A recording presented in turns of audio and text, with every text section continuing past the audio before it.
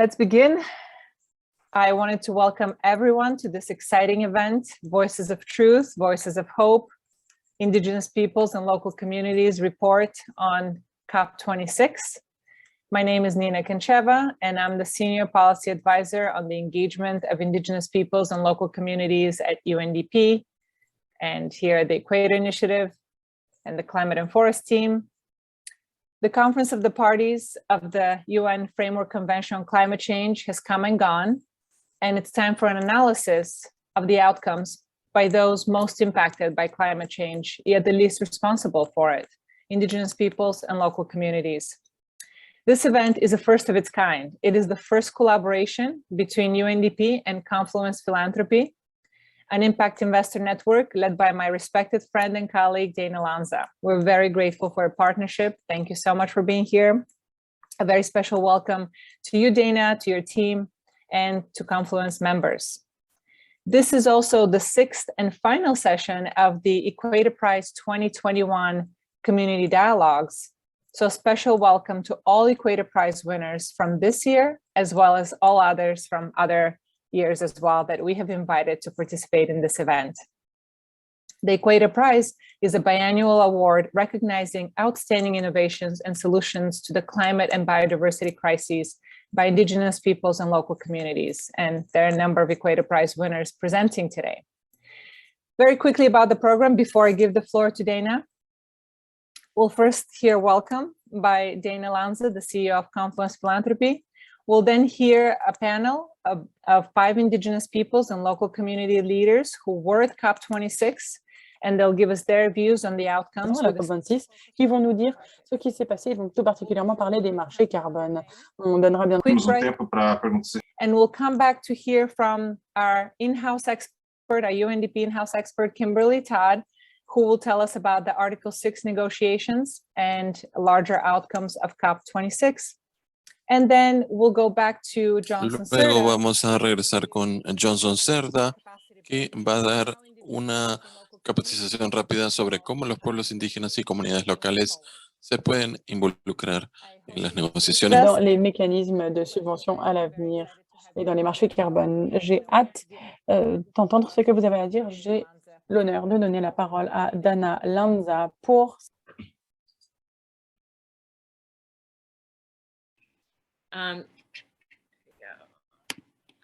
Thank you, everybody, for having us. We are so honored and delighted to be with you and to learn about all of your perspectives, reflections, lessons that you've learned from the most recent COP and in general from your journey.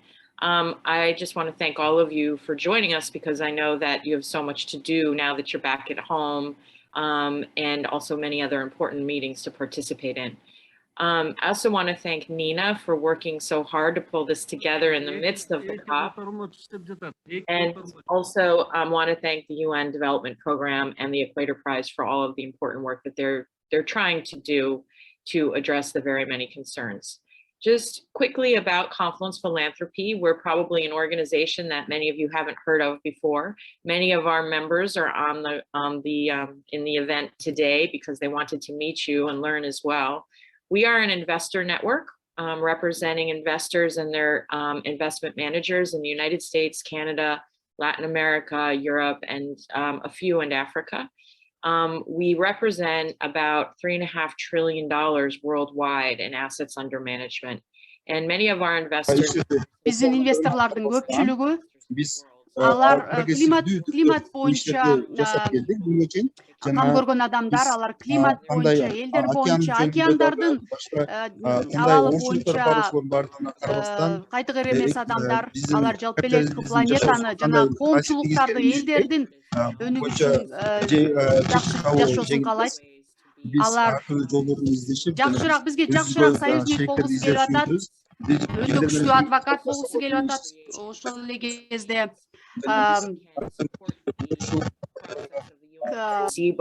apoyar el proceso. Mas além disso, pour arrêter le колдой турган адамдар болуп атышат.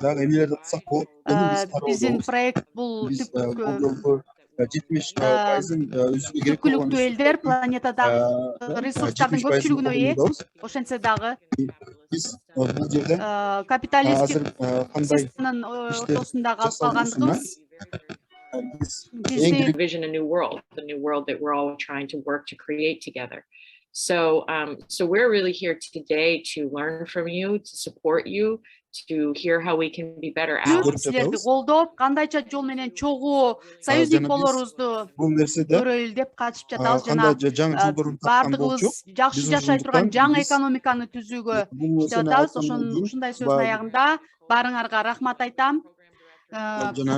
Биздин коллегабыз Пола ал дагы бул жерде экөөбүз ар бириңер бизге сүйлөшкүңөр келсе биз аларга кайра жооп берүүгө кылып аткан ишиңерге кайрадан ыраазычылык билдиребиз. Жалпы баарыбыз үчүн жасап атасыңар бул ишти. Thank you so much, Dana. Really appreciate your words, and we are very much aligned in our wish and efforts to be allies to Indigenous peoples and local communities as they continue to protect their ecosystems for the benefit of all of us. Before we delve into COP26, I just wanted to step back and look at what the UNFCCC is, the United Nations Framework Convention on Climate Change. This is for the benefit of all Indigenous peoples and local communities that are present here with us today, because we always want to take the opportunity for capacity building. As you might know, the United Nations Framework Convention on Climate Change is a Rio Convention, one of two that was signed at the famous Rio Earth Summit in 1992.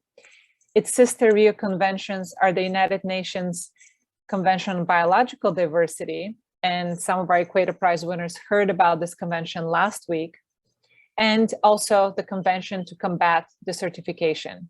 The three conventions are intrinsically linked, of course.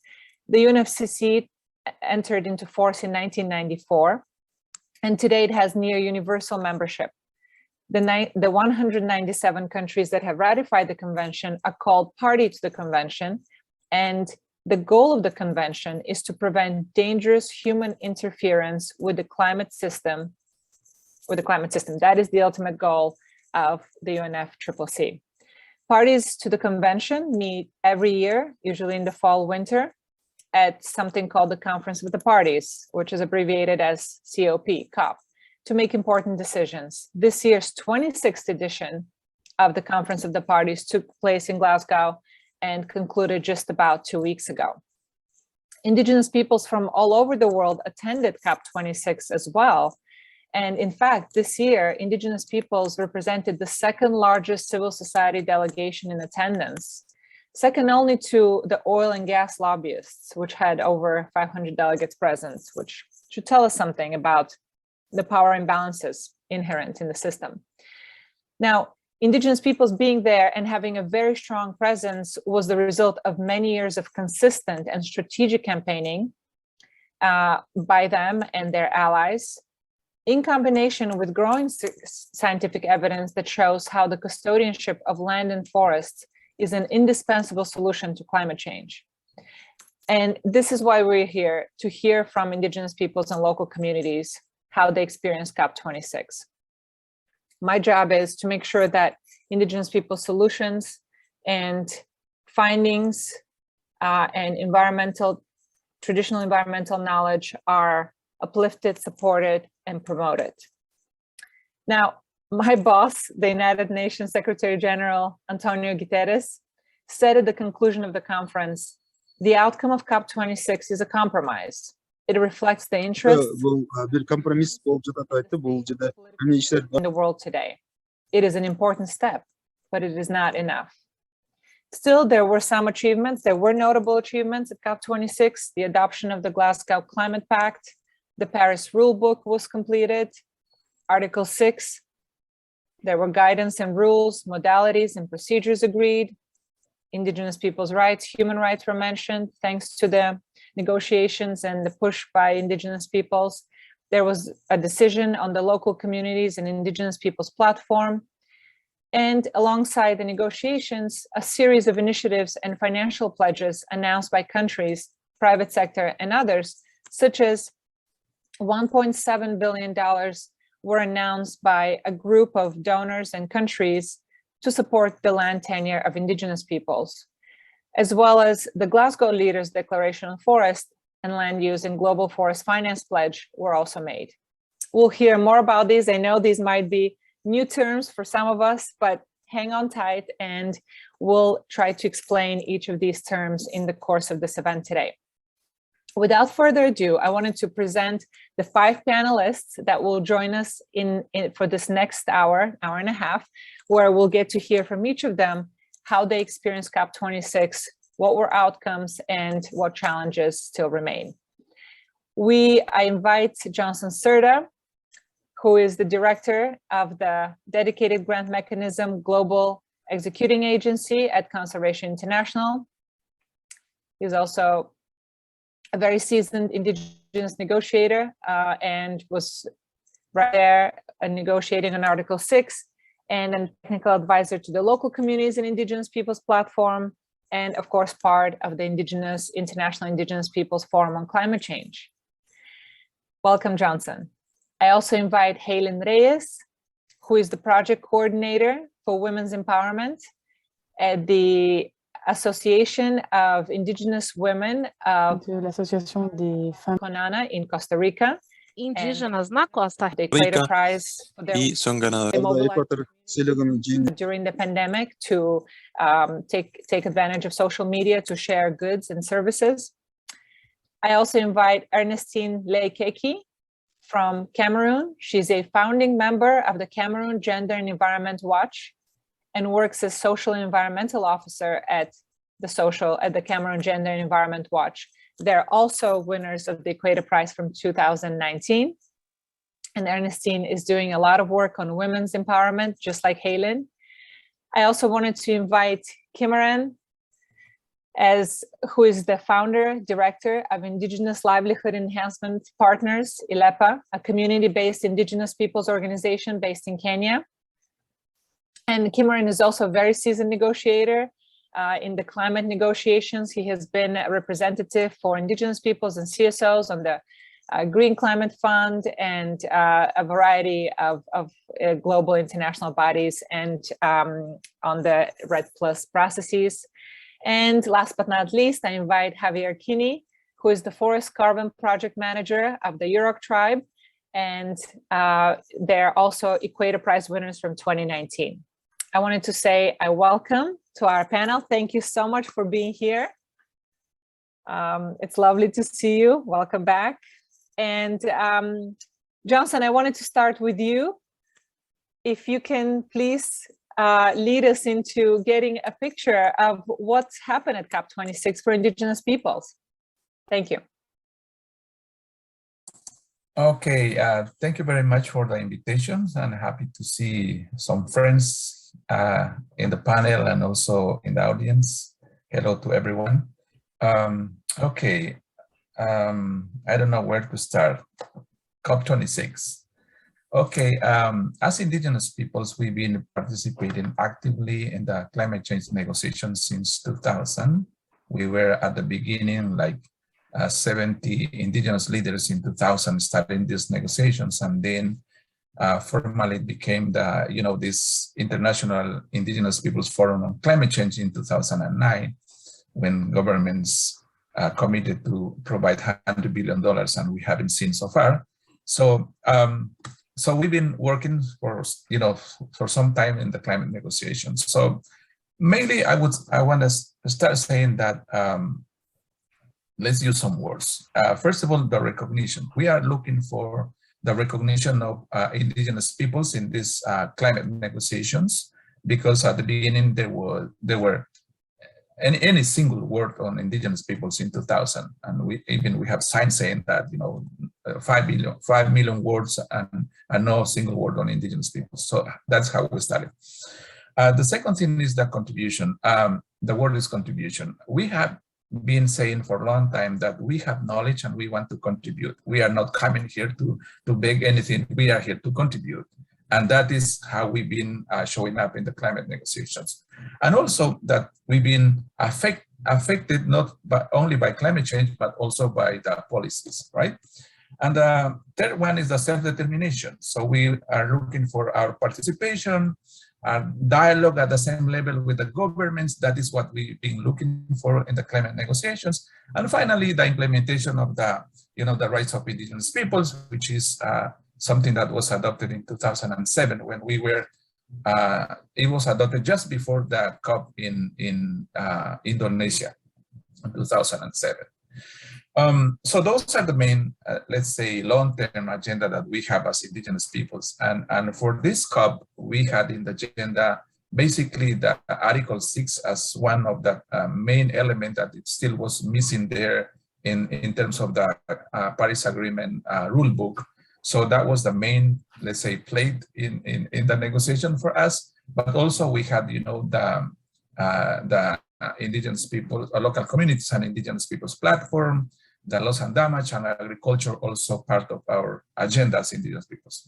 This time I've seen like 150 people, indigenous peoples participating, and it was really interesting to see a lot of people. And we've been organized in an interesting way. A group, negotiating with in the plenaries and talking with the governments. Another group doing side events, talking about our issues. Another group into demonstrations and talking to public and to the press about our issues. So we've been trying to cover everything in terms of, in order to put our agenda in the table. Negotiators, the countries, let's say, communicating to the public with demonstrations and also these panels. And also we had a really interesting working group on media that helped us to connect with, the media and be present in all the, newspapers and everything. It was really interesting that as we had our Indigenous Pavilion, we've seen a lot of media coming there. So, okay, so let's start with this, perhaps things. Okay. So one important thing is that we have this International Indigenous People Forum. We call it the Indigenous Caucus, and we are organized there, and we have working groups for Article 6, for agriculture, for loss and damage, and even for communication. This is really important. We had a group for communication helping us to draft the messages that we discussed in the caucus, and that was really useful. And another perhaps really a special element is the Indigenous Pavilion. Usually in the past we had pavilions, but the last one in Madrid was a corridor, basically. It wasn't a pavilion, but this time we had a pavilion with an office and an extra office for indigenous people. So it was like a point where the press, the governments, and indigenous peoples join all together to work and organize a work, let's say, right? So that was really key. And I don't know who financed that. I'm not sure if it was the government, the UK government, but we had. So that was really important. A place where you can go if you want to find something on indigenous issues. Well, then in terms of the negotiations, let's say in the Article 6, which was, as I said, our main objective for this COP. First of all, we've been since Paris Agreement trying to say that we need to insert the language on indigenous peoples in indigenous people's rights in Article 6, because this is going to affect indigenous people, because they are talking about projects like CDM project. So that's why we wanted to make sure that our rights are included in the discussion of this article. But it was for us a surprise that in Madrid, basically they deleted all reference to indigenous people. So the latest language in Madrid was no, a word on indigenous peoples. But suddenly in this COP, the first draft after some lobby and all of that came up a draft with the recognition of indigenous peoples again there. And it was a surprise for us also to hear from Saudi Arabia saying that we want indigenous people, human rights and indigenous people's rights, there as it is in the preamble of the Paris Agreement. So we said, what we are listening here, you know, because usually we identify governments always against the inclusion of indigenous people's rights in the text. So it was an interesting surprise for us. And then our main goal was to, as I said, to have the recognition of the rights of indigenous peoples there. But at the end, it turned out really interesting way. First of all, in the Article 6.2, 6.4, 6.8, in let's say the preamble part of these three discussions, they included this paragraph coming from the Paris Agreement. I think it's the paragraph 11 that they brought completely to this preambular language, which is really interesting. But we wanted to have the language also in the operative part, which is the annex. So as you know, the Article 6.2 deals with this bilateral collaboration between governments, and they have included in there that indigenous peoples, when they are reporting the first report and the regular report, they have to include or recognize or include the rights of indigenous peoples, human rights and all of that, you know, the same language as it comes from the preambular part of the Paris Agreement. So that is important. And also in the 6.4, which deals mainly with the CDM projects, I would say, they also have included that in the design of the activities, they have to somehow include also the same language as the preambular part, but also make consultation. That is something that we've been protesting there, because we believe that with indigenous peoples, it's not only a consultation, it is a free, prime, and informed consent. That is a principle, I would say, that we would like them to implement. And we were lobbying with the government. Some countries, they said that they wanted to insert this language they proposed, but never show up in the text.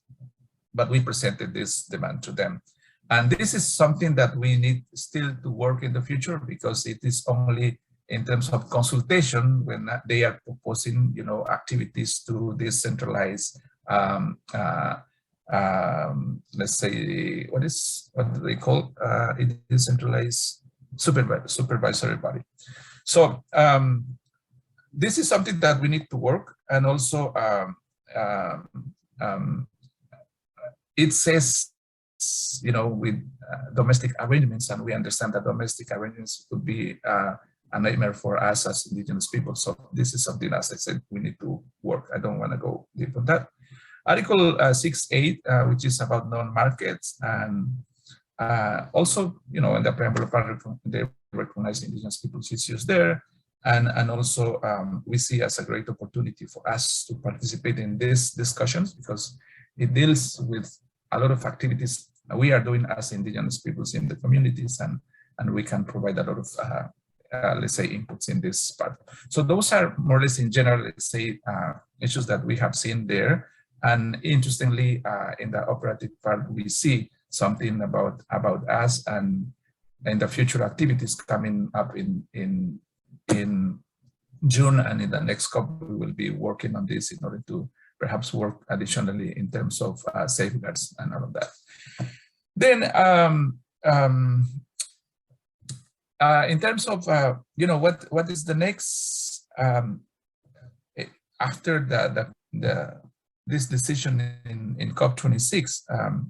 I think, first of all, as indigenous peoples, we need to better understand what is all about the Article 6, because perhaps just few of us in the negotiation, we understand what is this about, but we need to turn this language into, you know, language for our communities to and make capacity building on how this is going to affect or benefit communities, and how we need to be prepared to face it.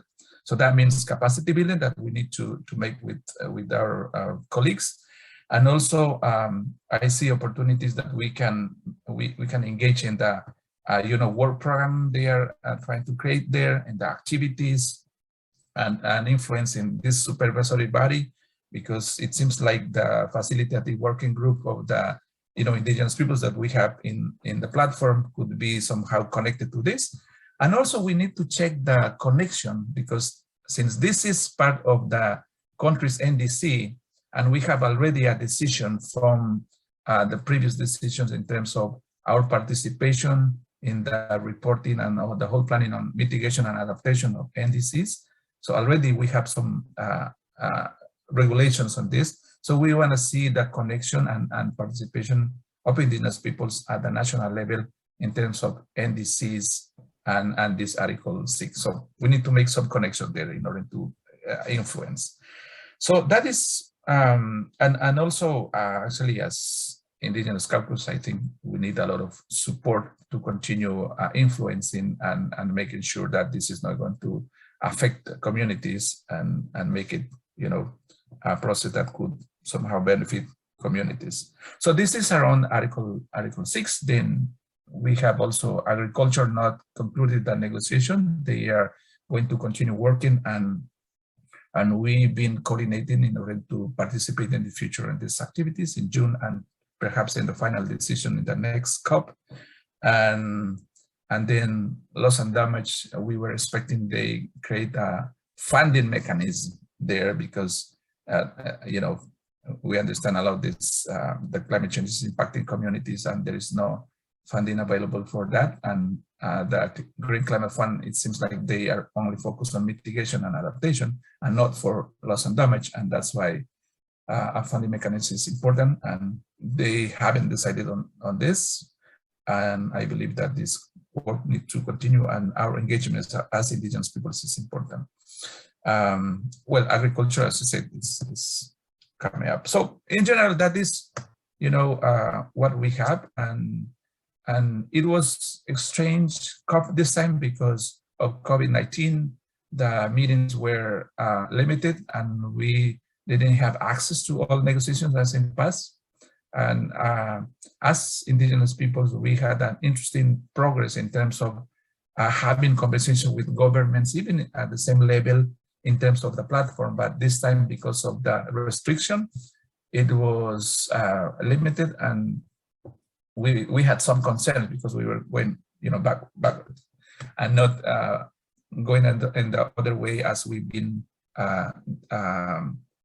negotiating with governments in the past. So lesson learned, well, we need to better organize with the Secretariat for our Indigenous Peoples platform activities in the future, because we've been progressing a lot on the dialogues and the negotiation with the governments in this particular platform.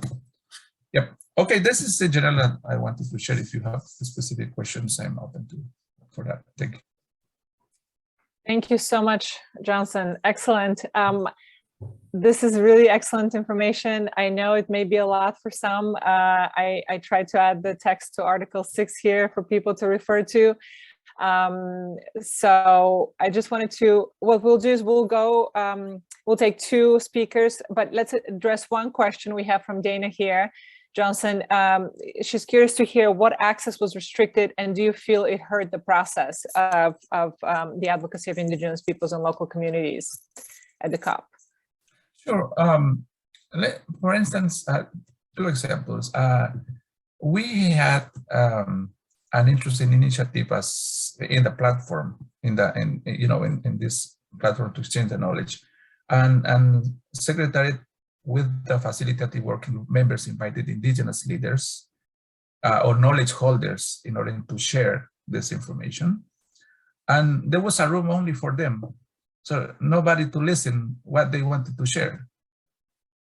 Because, the restriction and the size of the room was small. And I was in that room, and I protested. I told to the Secretariat that you need to find a bigger room, because we are indigenous and we are interested to listen what our knowledge holders want to say here.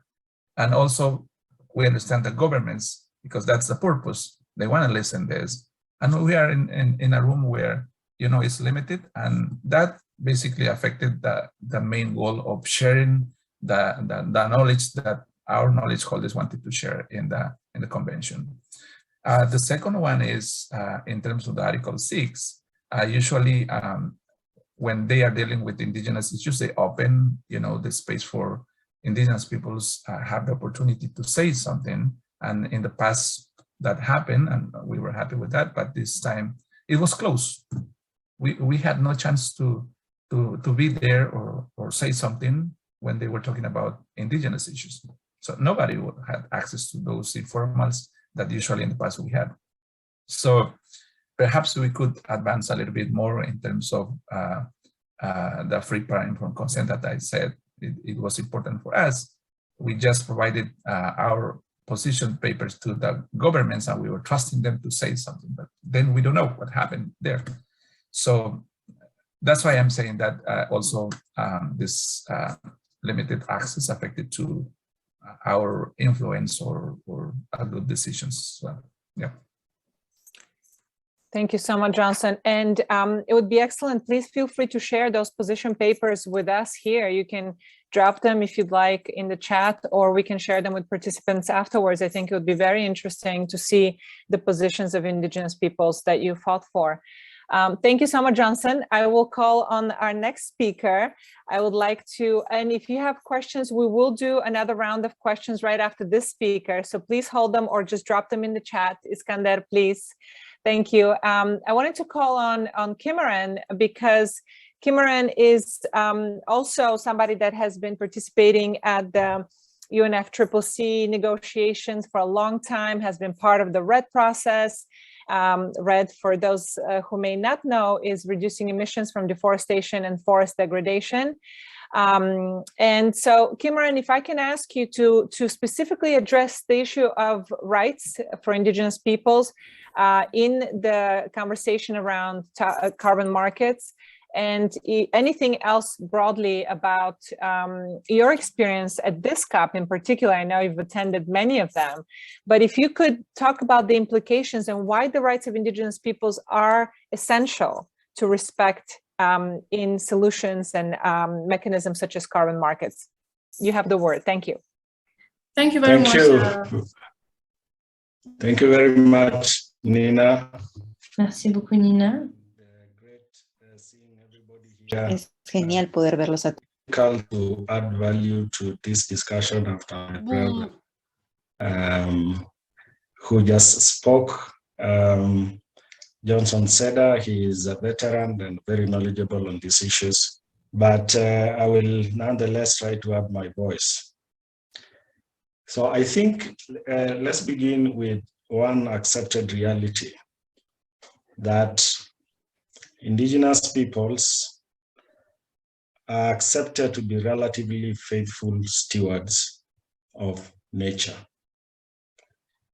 That essentially they have stewarded and still hold about 50% of the world's highest biodiversity spaces, and never mind that 10% of that is what is legally recognized. And therefore, they come being ahead of the pack in terms of being solution providers. They are not coming as victims, but they are coming as stewards who have distinguished themselves in having low carbon footprints. And so they come as part of the solution and less part of the problem. The second point, I think, is that I saw, so generally in process, Johnson has shared this, and I think it was also very difficult for me, COVID-19, passenger locator, testing yourself, all these things. It was a distraction that I think nobody enjoyed, and all those of us who have less access to technology. But the second point I wanted to reflect on is, again, what we saw in Glasgow is an equivocal reality that the climate, our planet is in crisis, and that fossil fuel is at the heart and the center of this crisis, and there is no corresponding action from those with the power to act, mostly to respond to the same measure of the problem. And for Africa, 1.5, which is a target of Paris, and other tropical countries means 3%, 3 degrees in terms of temperature. And so right now we have a serious drought in Kenya. The entire country, the president has declared drought a national disaster. But all we had in terms of temperature is, yes, we will commit and aspire. Lives are lost, livestock, livelihoods are crushed. This is a comfort of constant aspiration without action that we cannot afford as Indigenous people. And the third point I wanted to reflect on is on climate finance, that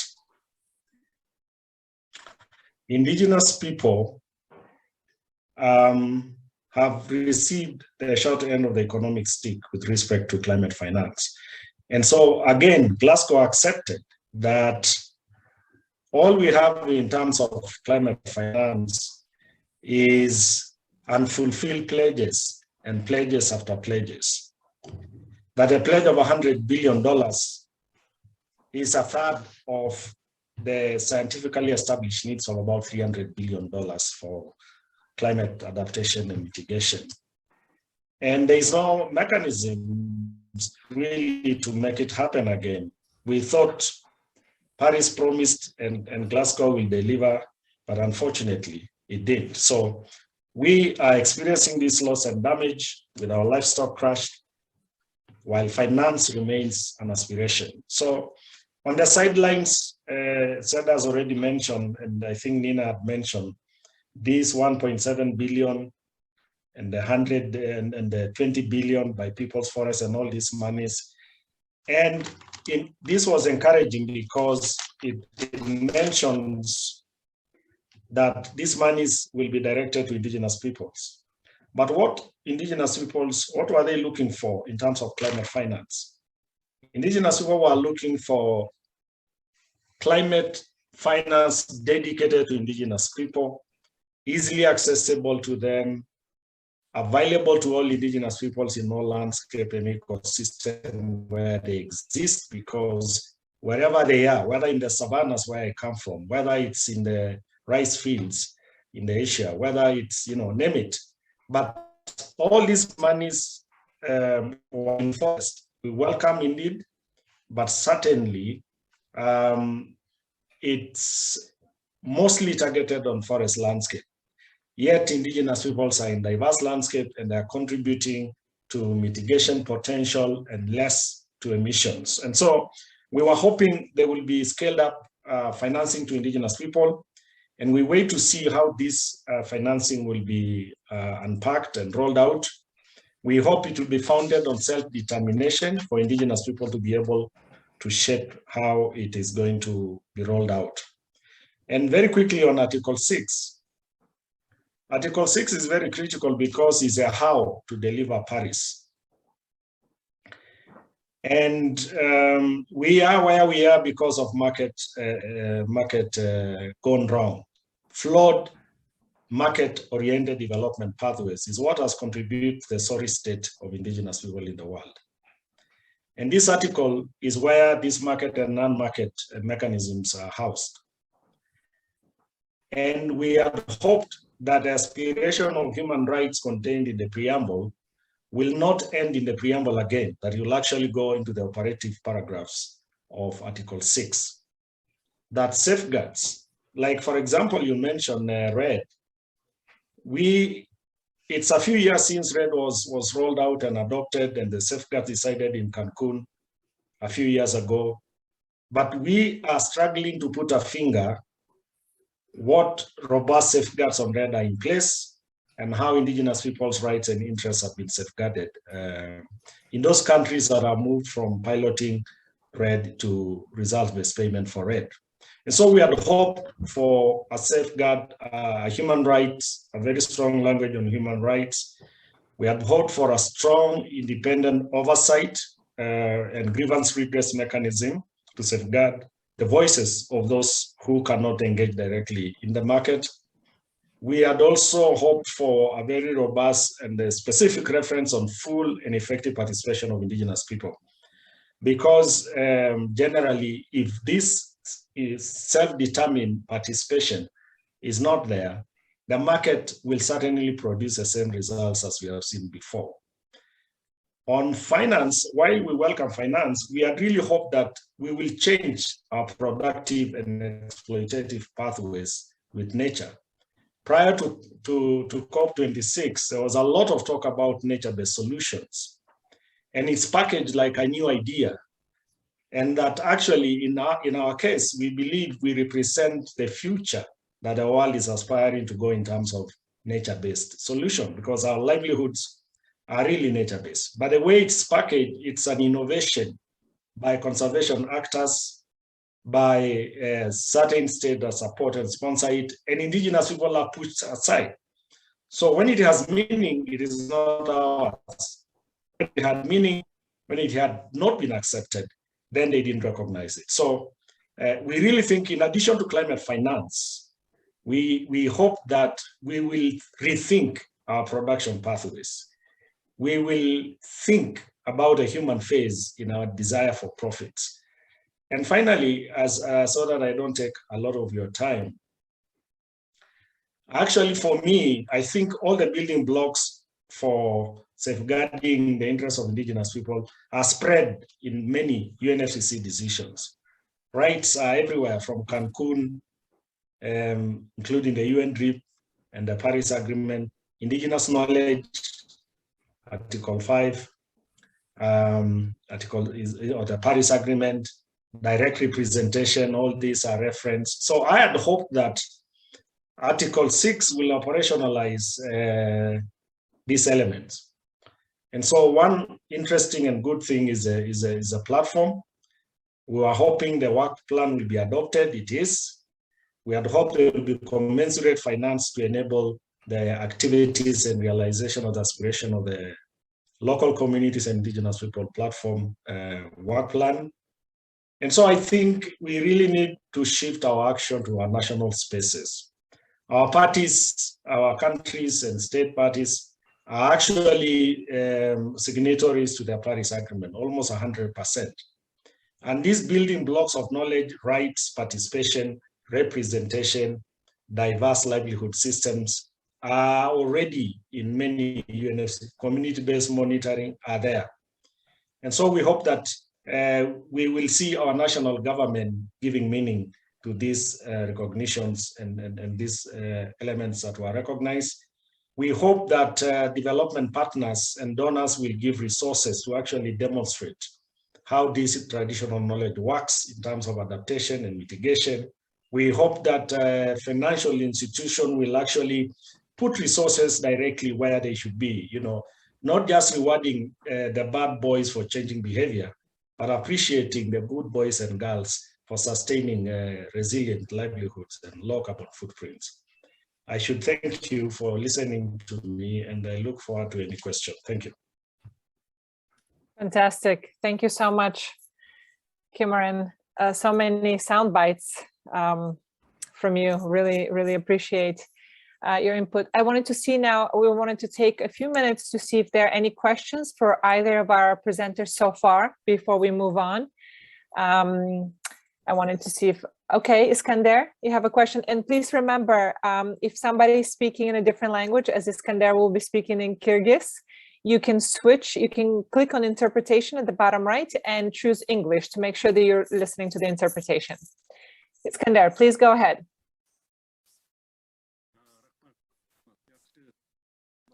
Thank you. Thank you. I heard this very interesting speech, and the sound is not coming, right? I don't know, Miran, if I'm not pronouncing the name right. I have this overall question. Can you hear me? Can you hear me? Yes.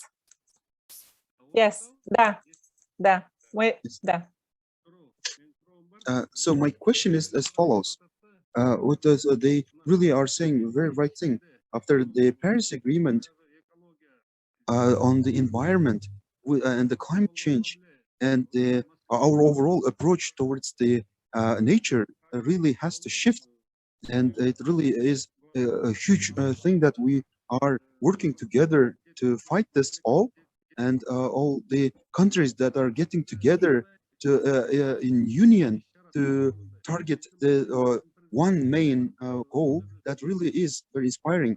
Our government is really doing a lot of work, and our president addressed in the COP26 talking about the glaciers are melting in Kyrgyz Republic, and that it is really destroying the nature. So it should require the joint force, joint activities, and we should decide collectively as one big group of people of the earth that we could gather the money together to fight the crisis, because it does not affect only Kyrgyzstan, but it affects the whole region in the very least. And globally, we understand that our overall climate and our overall environment is the same. And what we really I'd like to hear if you have similar issues that have been raised in there during COP26. I'd be very happy to hear. Thank you.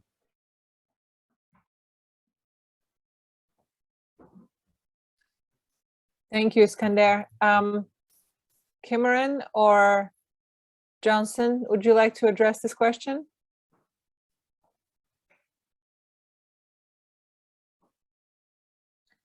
I think Iskander was asking about just joint action to make sure that our attitude and approach to nature, how we see nature, changes. And have you seen examples of this at COP26 or elsewhere to be able to turn the tide?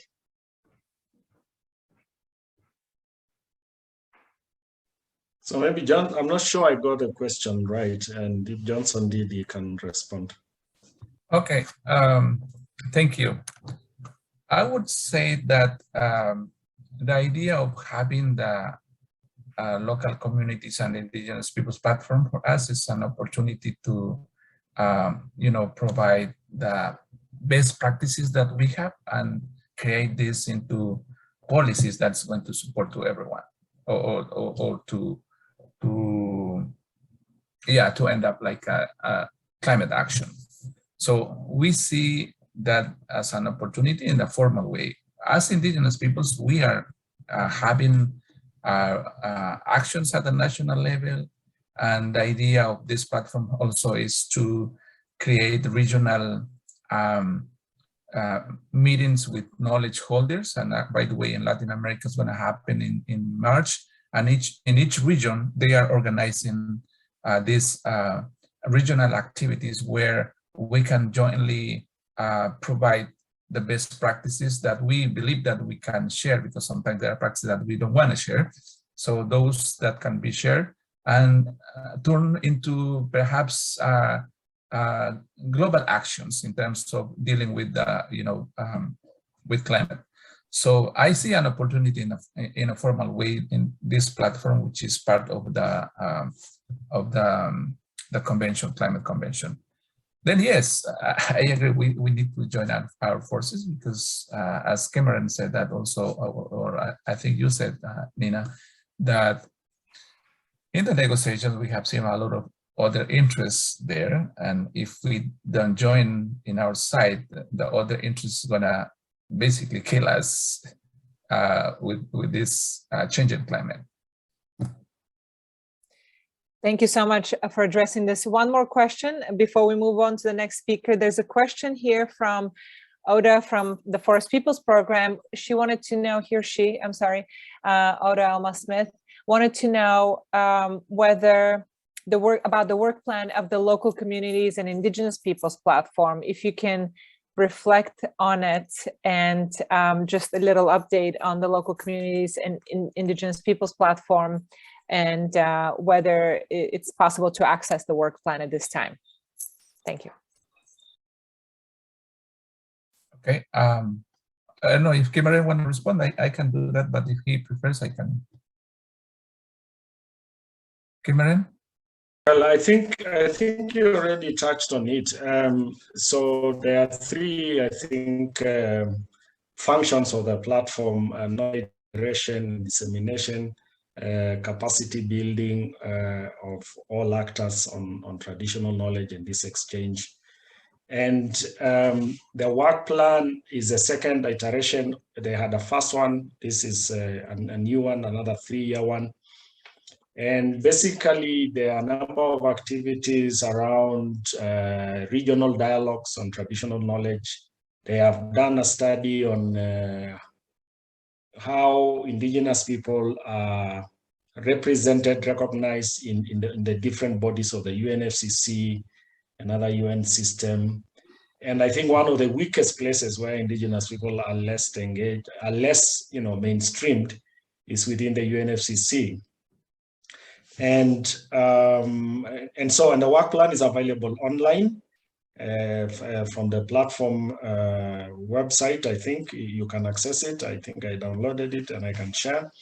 So generally, the platform is the work plan is an attempt to give meaning to the local communities and Indigenous knowledge platform. There are also exchanges and dialogues with traditional knowledge holders.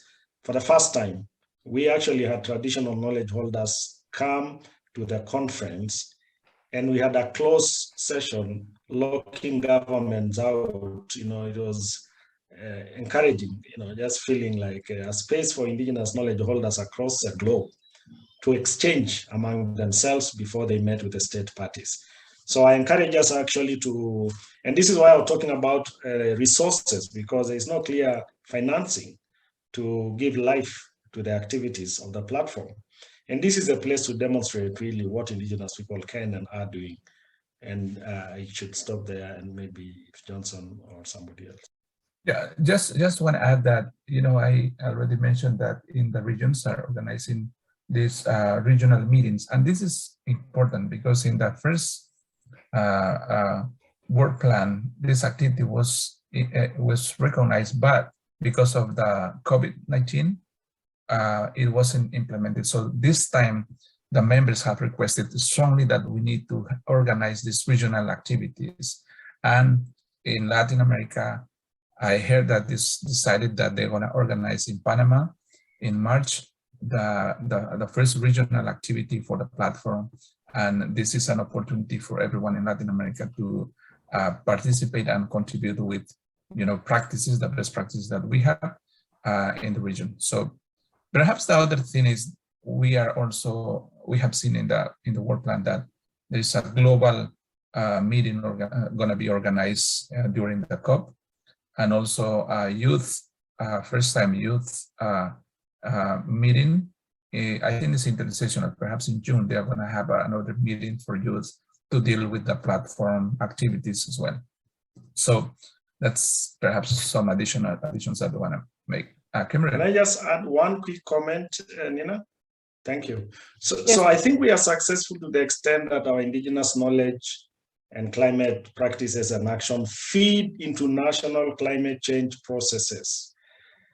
The work plan is a great place to demonstrate this, but I think unless they are plugged into national adaptation plans, national mitigation action, and this national determined contribution, unless they are plugged into national RED strategies and action plans, because it is within the national spaces that our rights are actually directly violated, or our knowledges are sidelined and devalued. So yes, the work plan is an excellent place for global engagement and to demonstrate from below, but for security of knowledge and livelihoods and rights, we must connect to national climate change actions. Thank you. Fantastic. Thank you. We heard you loud and clear that the negotiations and the policy change has to take place at a national level. Thank you so much, Kimaren and Johnson. I wanted to move to the other participants in the panel and invite Heylin Reyes from Costa Rica to join us now and to let us know about your experience at COP. You won the Equator Prize. Congratulations again this year. And I believe it was your first time at COP. And we wanted to hear from your perspective and from the perspective of your work on women's empowerment and strengthening the participation of women. What was your impression of COP26? And do you have a presentation for us, Heylin?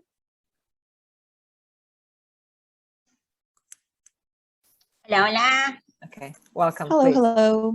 Bienvenida. How are you doing? Wonderful, good to see you. Bienvenida.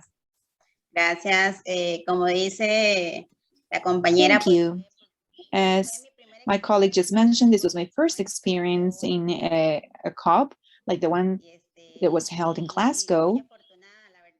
And I feel very fortunate because I was able to be part of this great event, and I attended the different activities. Entonces, aquí le tengo un pequeño resumen de lo que trabajamos. This is a short summary of what we did and the different activities and events that I attended at COP. So our organization participated, myself and Sanchez Reyes participated. Can you please change slides? There you go. So this is an experience that we had in one of the towns that we visited. What can I tell you about this experience in the community? Well, we were able to see how in a very far away country, we always have one same vision, and the work that we do is completely the same. The work that we do might be different because we work on food safety, and they want to reforest their town, but we always have the same vision to work on our land. So that's the message that I learned from that town.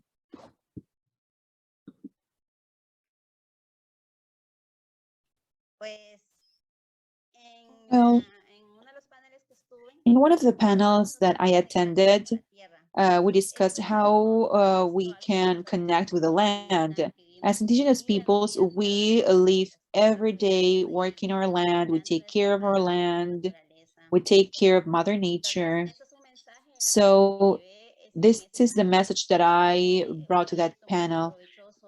It was a very fruitful event. There was a lot of participation. And it was quite relevant.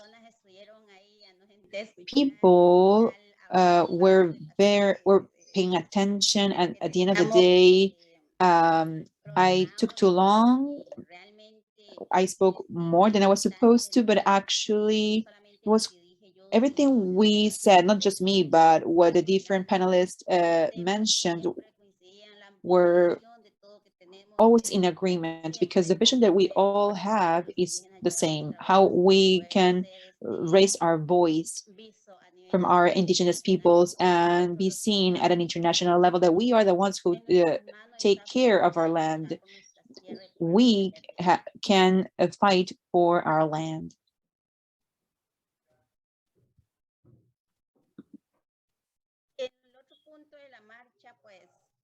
This was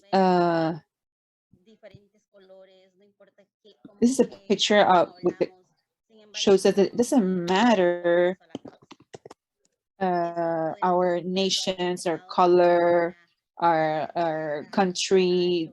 There was this march or parade, and the weather was difficult, but either way, all of us went outside.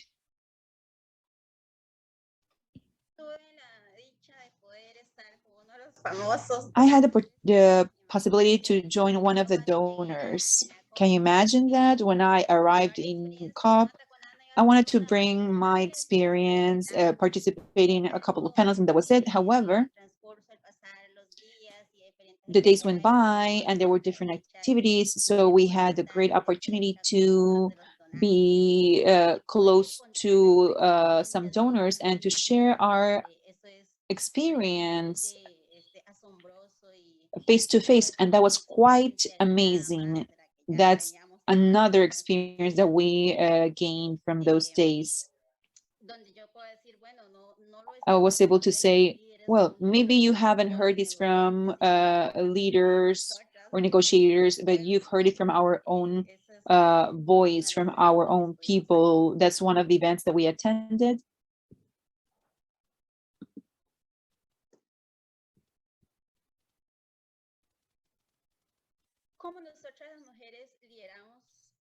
how do we women lead the nature-based solutions?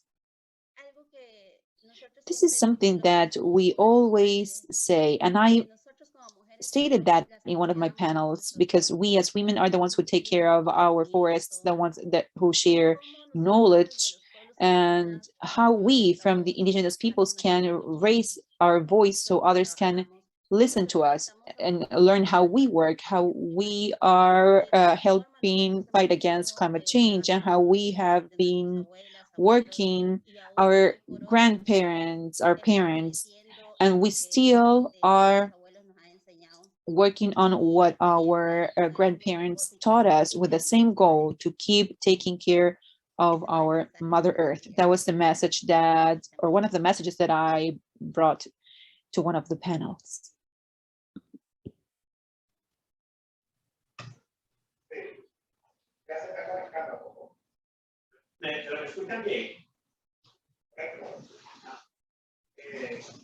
Me compré un audífono inalámbrico, micrófono, lo estoy haciendo, vean, sin cables, sin nada. Ya está. Esa es la última. Is that it? Para finalizar. Well, just to finish with my presentation, the space that we had, well, since we started working on women empowerment,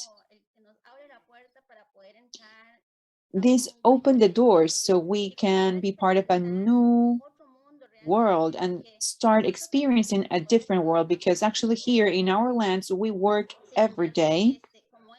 However, since it's our land, it's our way of working, we see this as, well, this is the way we do things, and this is ours, and we don't see the huge impact that this is having. So we're contributing to this fight against climate change. So experiences like this, for example, COP26, I can actually see that our women have contributed and will continue contributing, because we have certain knowledge, and so far we have worked with or for our nature and our forests, and we've gone through so many crises and pandemics, and our indigenous peoples have always recovered really quickly thanks to the working system that we have and the knowledge that we have as well. So all of us have that goal. We all work in this way. We contribute with the environment, and even more so with our young children. That's why we want to leave that message, and that's why we do the work that we do, that we are an example that they should follow. Yesterday, we had the opportunity to join with a group of young people, and I told my story at COP, and they said, we're going to work for this. It is time already to make everyone see that after so many years of working in a specific way in our land, the rest need to see this. They should see how we work in our communities, in our indigenous lands, because actually we are the ones who contribute the most to the fight against climate change. Thank you very much. Thank you so much, Heylin. Muchas gracias. Thank you for your intervention. I wanted to invite Ernestine Leikeki to also give us her impressions. I know, Ernestine, that you work with women's empowerment as well, and you can give us a perspective of local communities working at the COP26 interface and what the outcomes were according to your experience. And we'll take questions for both Heylin and Ernestine right after, and then I will invite Javier's presentation. So please, Ernestine.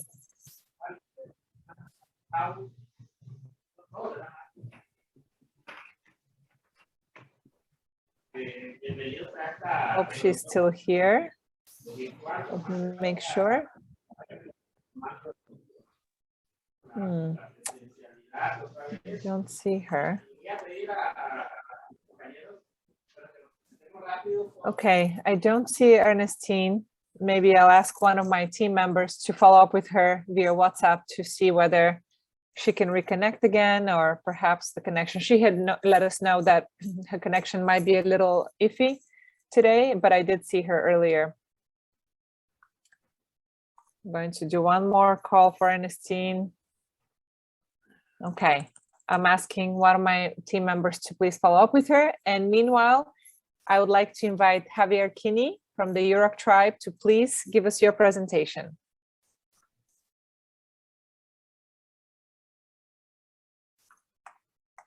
Yes. Javier, if you can open your video, great. We will spotlight you.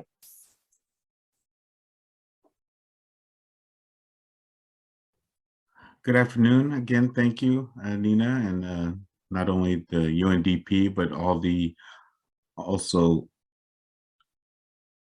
the other Indigenous leaders, as well as individuals that participated in COP. Myself, we were involved with the two-person delegation, myself and Don Baum, our general counsel.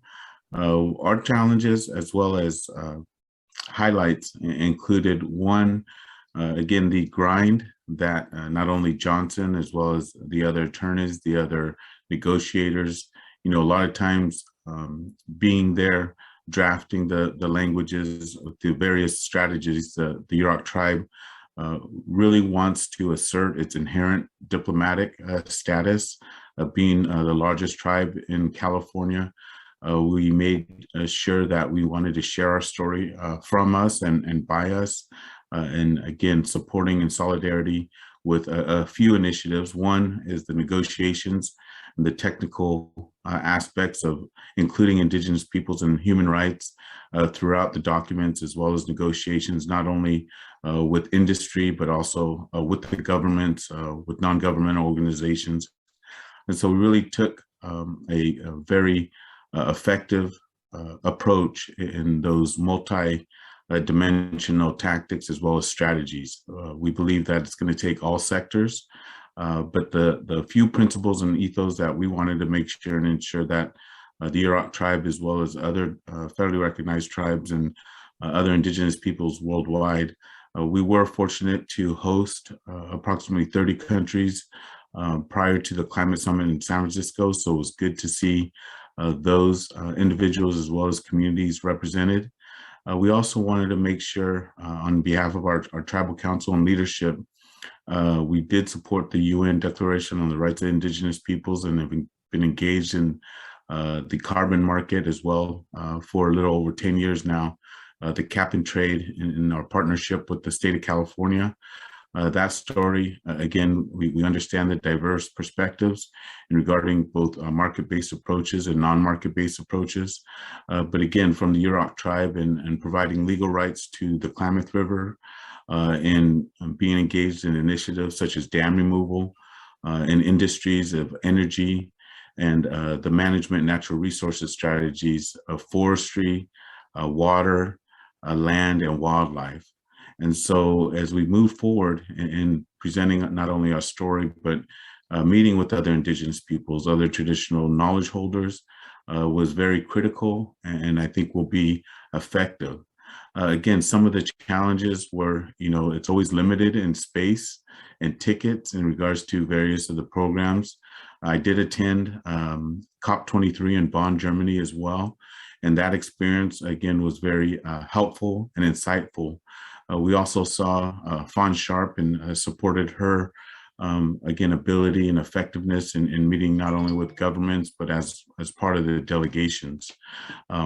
We wanted to make sure that one, people understood, as well as professionals, that land in Indigenous hands should be transferred, not only immediately, but over time. The Land Back initiative, as well as one that's near and dear to our hearts, our carbon projects, helps finance and the revenues go into our natural resources for fish recovery and the climate impacts that are currently being had within the ancestral territory. So our objective, again, to share is to purchase 1.5 million acres of our ancestral territory back. We are currently working towards that goal and objective. The climate finance was of particular interest, and not only as recipients, but as providers and as funders. We also need to be engaged with the ways that not only industry operates or is put forth, but that Indigenous peoples, again, within their inherent rights of self-determination and nation-building activities and actions are at the forefront. So we're glad to see that.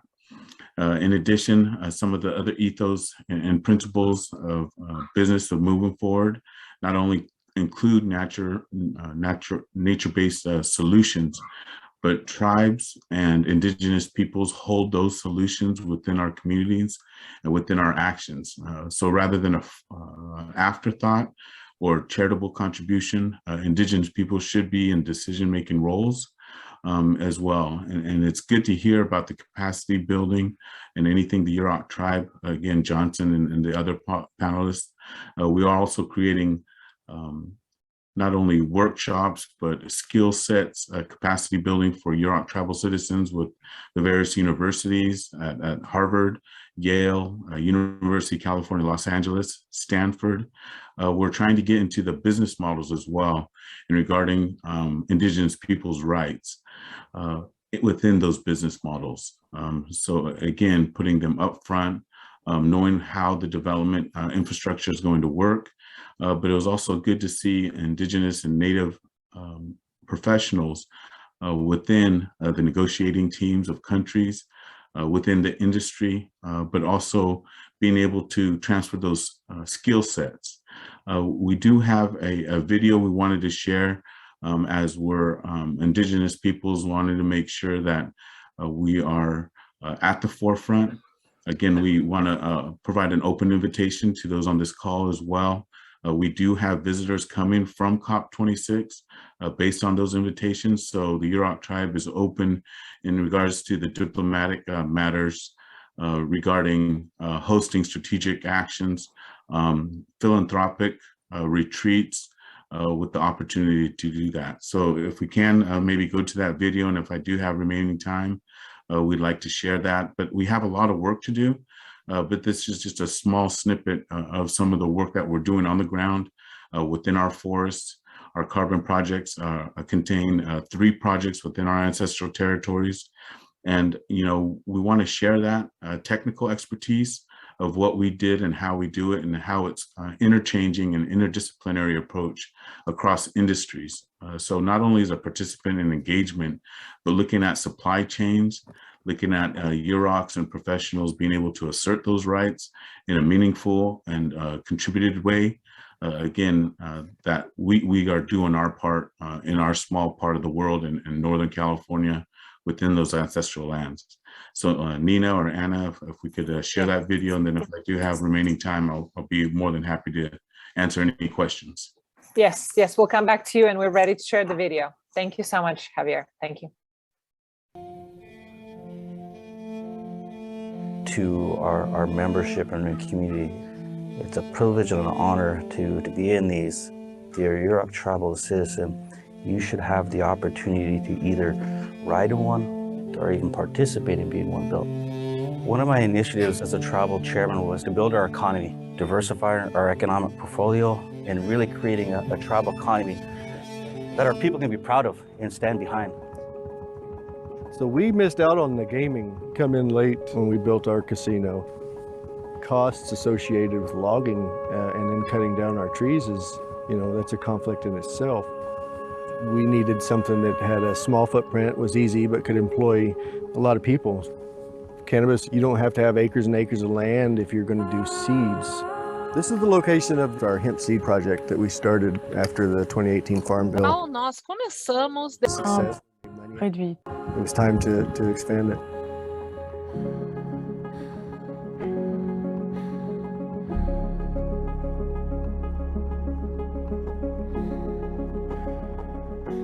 The supply chain to be able to get fresh fruits and vegetables is absolutely brutal here. So if we can grow as much of it here, and then it's like from here, it's 15 minutes to the store, then we're gonna have fresh products. So it's economics, it's food sovereignty, it's food security, all wrapped into one. So it's going to start giving back to the community again.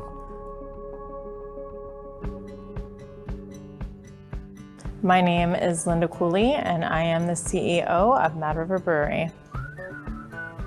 We are owned by the Yurok Agricultural Corporation and one of the first tribal breweries in history.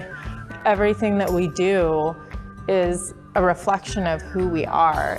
It's beer, but we are still stewards of the land. Our new seltzer, Undammed, that's specifically named after our 20+ year fight to bring down the dams on the Klamath.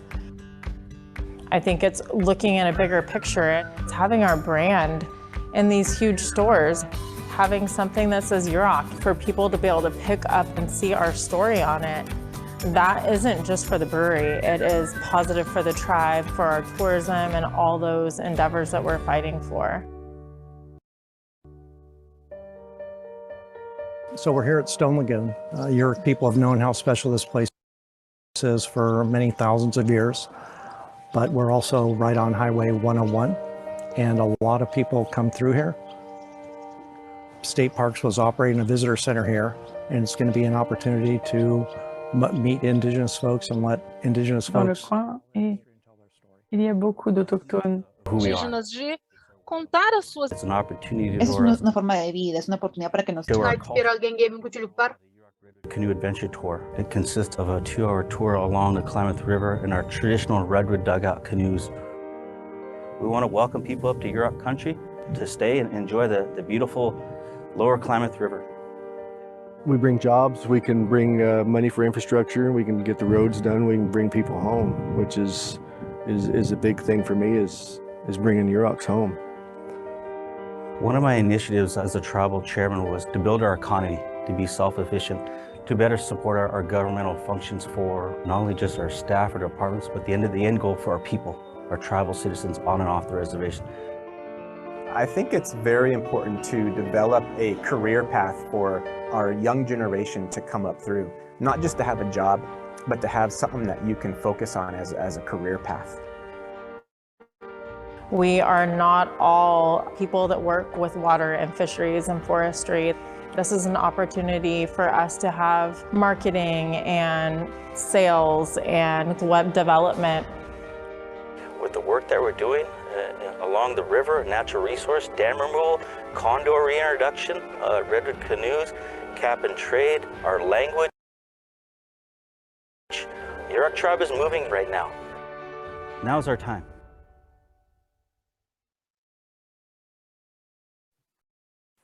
And so we just wanted to be sure and share that message. Again, what you have there is the various participation of the Yurok tribe in various industries, again, from the forest to the end user, to negotiate it, as well as we look at international markets, not both in market-based approaches and non-market-based approaches.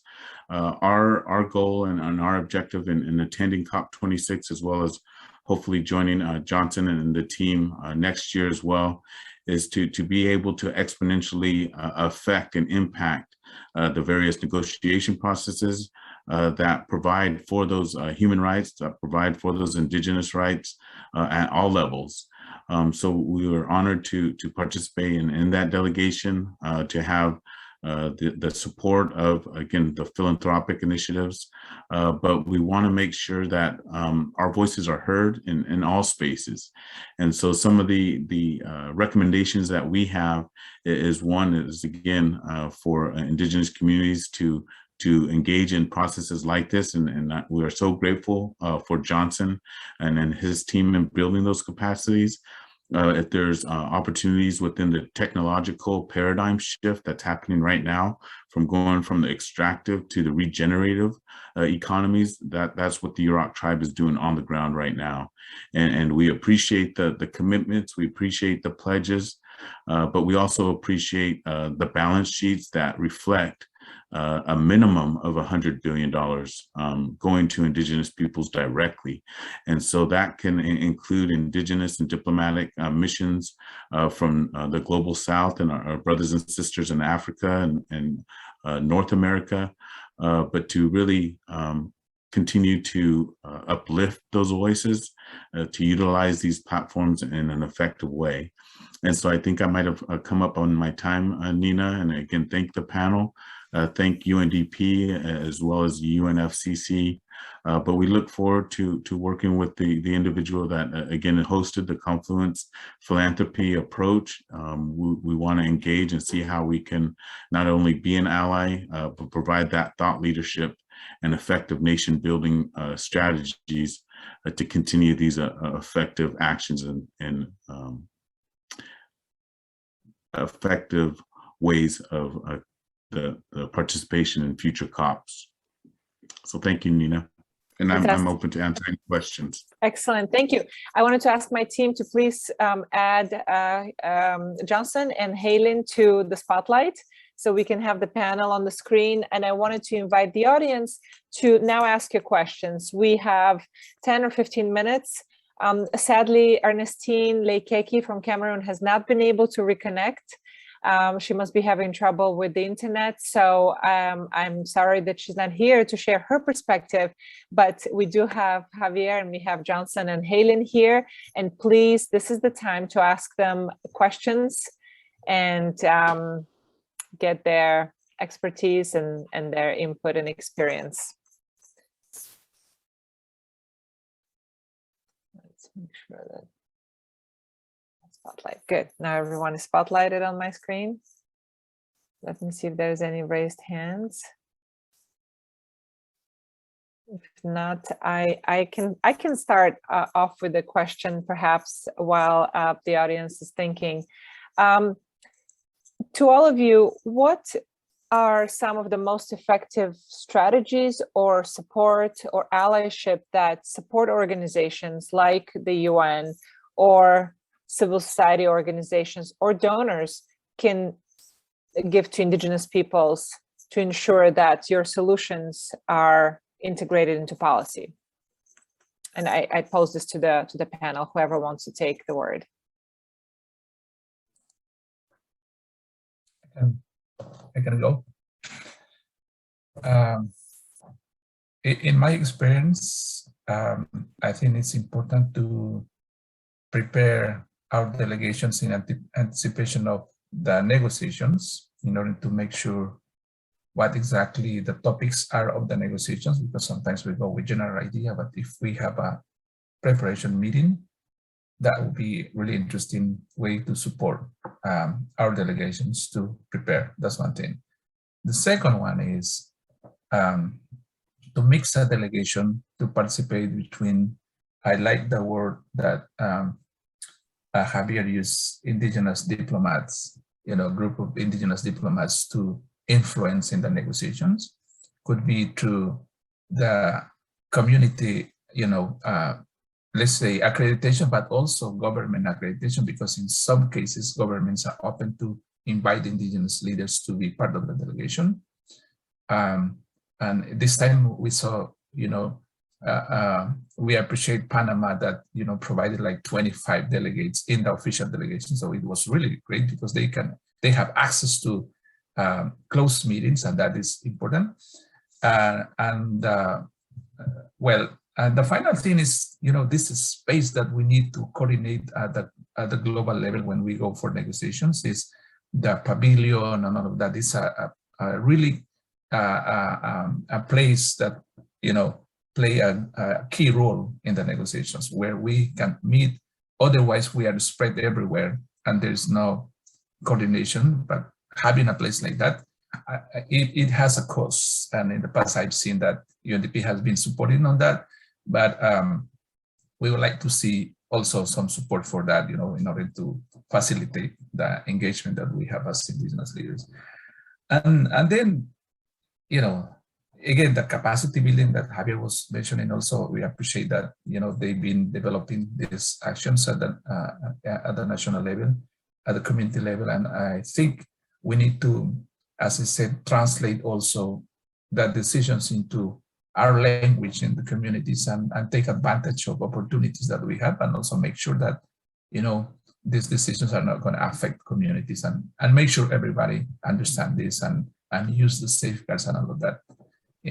capacity building that way. Thank you. Great, thank you. Javier, yeah, thank you. Yes, I think what's also helpful as well is just, again, being prepared. A lot of times, the first time participants is just the many hours that goes into it, the long hours, and Johnson might be able to, and again, Heylin is seeing those in the various spaces. And I think that multi-dimensional aspect is not only key, but having briefing materials, having the ability to communicate with media, but also dealing, how can we be effective with the negotiators from our participating governments?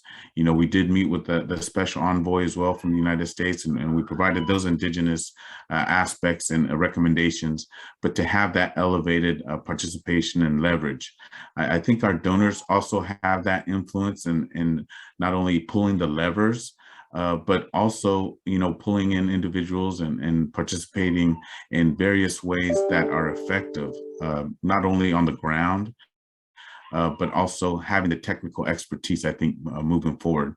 So we truly believe that, it's good to have the attorneys, it's good to have grassroots, organizers, it's good to have those media and social media aspects. But the thing that we don't want to get lost is, again, as we see this paradigm shift into technology, we need to have the coders and programmers and technological software platforms that, yes, these services can be provided to our services, but we have got to have the business negotiations and that the communities also benefit from that.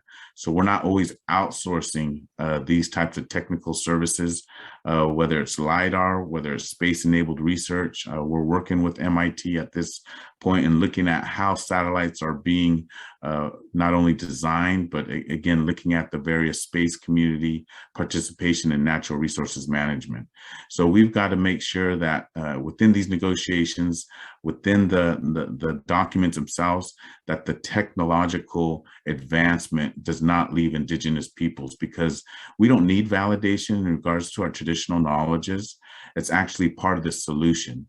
And there's a quantification and qualitative analysis that these individuals have their negotiation,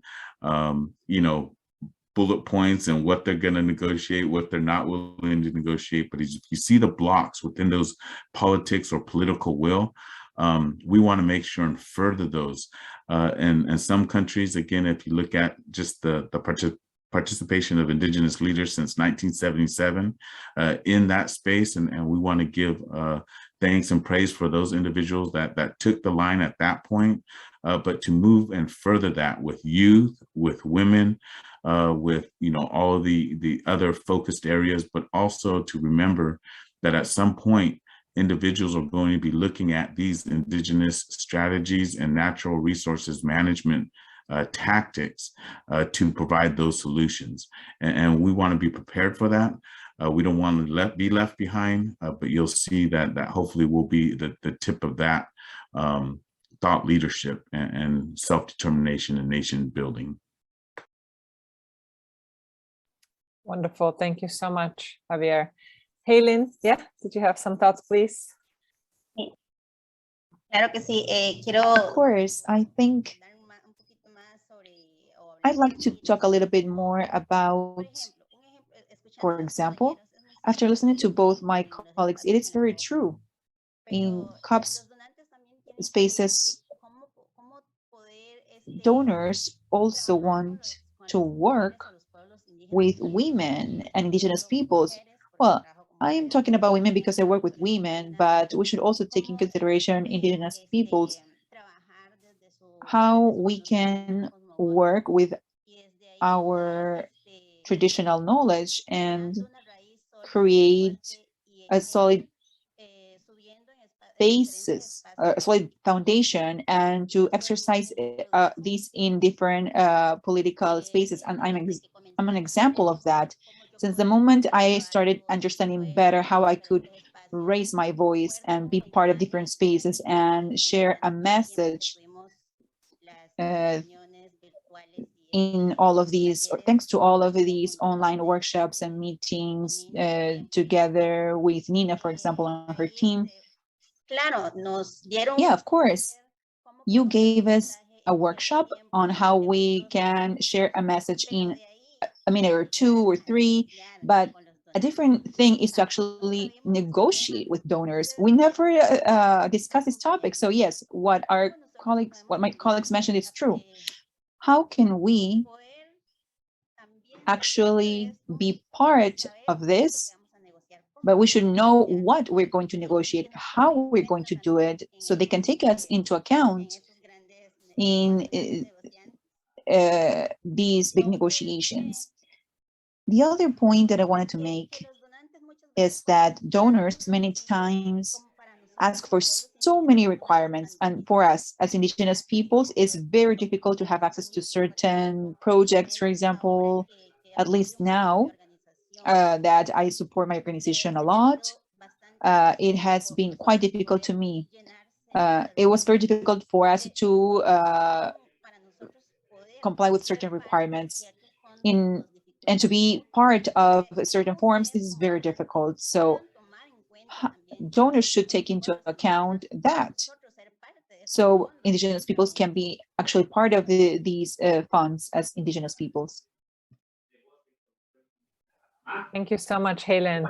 Thank you each and everyone for these really excellent points. I heard really strong calls for capacity building, preparing Indigenous peoples, Indigenous delegates to understand all of the issues in their own languages and be able to know how to negotiate at the global level and at the level of the UNFCCC. That was really helpful for us who organized the Equator Dialogues to know what other types of capacity building is necessary. I heard the need for delegations, country delegations, to include Indigenous diplomats and how useful that is and provides the access necessary. Javier, I heard you call for technology, and maybe we can also have a follow-up call specifically on discussing the spatial data work that UNDP has been doing, and make sure that your contributions are part of that, and that Indigenous peoples are enabled to produce their own data under their own sovereignty, data sovereignty laws, and be able to monitor and map territories as well. So really looking forward to continuing that conversation. And I heard from Heylin that the strengthening the participation of women is essential, and also donors really having a sense that sometimes we ask too much of Indigenous peoples, and I know I'm guilty of that. And to make sure that there's reciprocity built in there, and an acknowledgement that it's not just a one-way street. So that's very well taken. We have a couple of questions here. I have a question that I'm going to pose to the panel. Let me just see where that. Oh, I see. So Kimaren had mentioned the importance, and some of you had mentioned the importance of working at the national level to ensure that governments are carrying out the actions to implement the Paris Agreement. Do any of you have examples of how these exchanges with governments and Indigenous peoples have worked well, or recommendations on how to properly carry out this kind of collaboration? I can start off with that one. You know, when I mentioned we had a strategic meeting and summit on the Yurok Reservation, in which a lot of the individuals were able to see our forest projects. But two specific is the examples of the Equator Prize, not only cooperation, but also coordination. So we're now looking at technical baseline studies in Hawaii, as well as New Zealand and our Maori brothers and sisters, but also looking at exploring other aspects in the global South, Brazil, Panama, Chile. And so I think that's one example. The second example is also because of the access and government-to-government relationship we have with the U.S. delegation, not only the Office of the President, but also their negotiators, but being able to facilitate that introduction to our allies, to our donors, and being able to facilitate that solution-based approach. So those are two examples that the Yurok tribe not only values, but looks forward to continuing. So if there's anything that the Yurok tribe can provide in regards to our blueprint, our strategies, we're willing to share that. Our tribal leader also recognizes that there's been individuals that have helped us.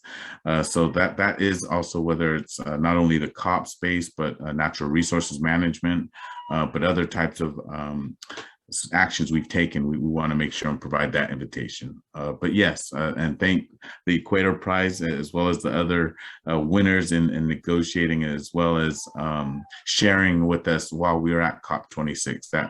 That WhatsApp was very helpful and conductive of very effective diplomacy actions on our part. Thank you so much, Johnson. I'd like to add. Yes, please. Yeah, I'd like to add that at the national level in many countries, they have the National Climate Change Roundtable with participation of indigenous leaders and the government or representatives of some institutions. One of the perhaps weakness there is that sometimes they don't invite indigenous leaders because of it is a technical issue and perhaps they don't understand and we don't invite them. So I would say in some cases, yes, perhaps we need capacity building on that in order to, raise the capacity of our community members in order to meaningfully engage and influence in that national roundtable. Because I've seen that in many countries they have, like in Guatemala, in Peru, I can name many countries where they have this roundtable, and we should take advantage of that space in other country level. So we have opportunities in order to influence based on that space, and then engage with delegations for the climate negotiations. Also, I see a question here about the knowledge. What's the work plan? They don't find in the website. Or how does it that?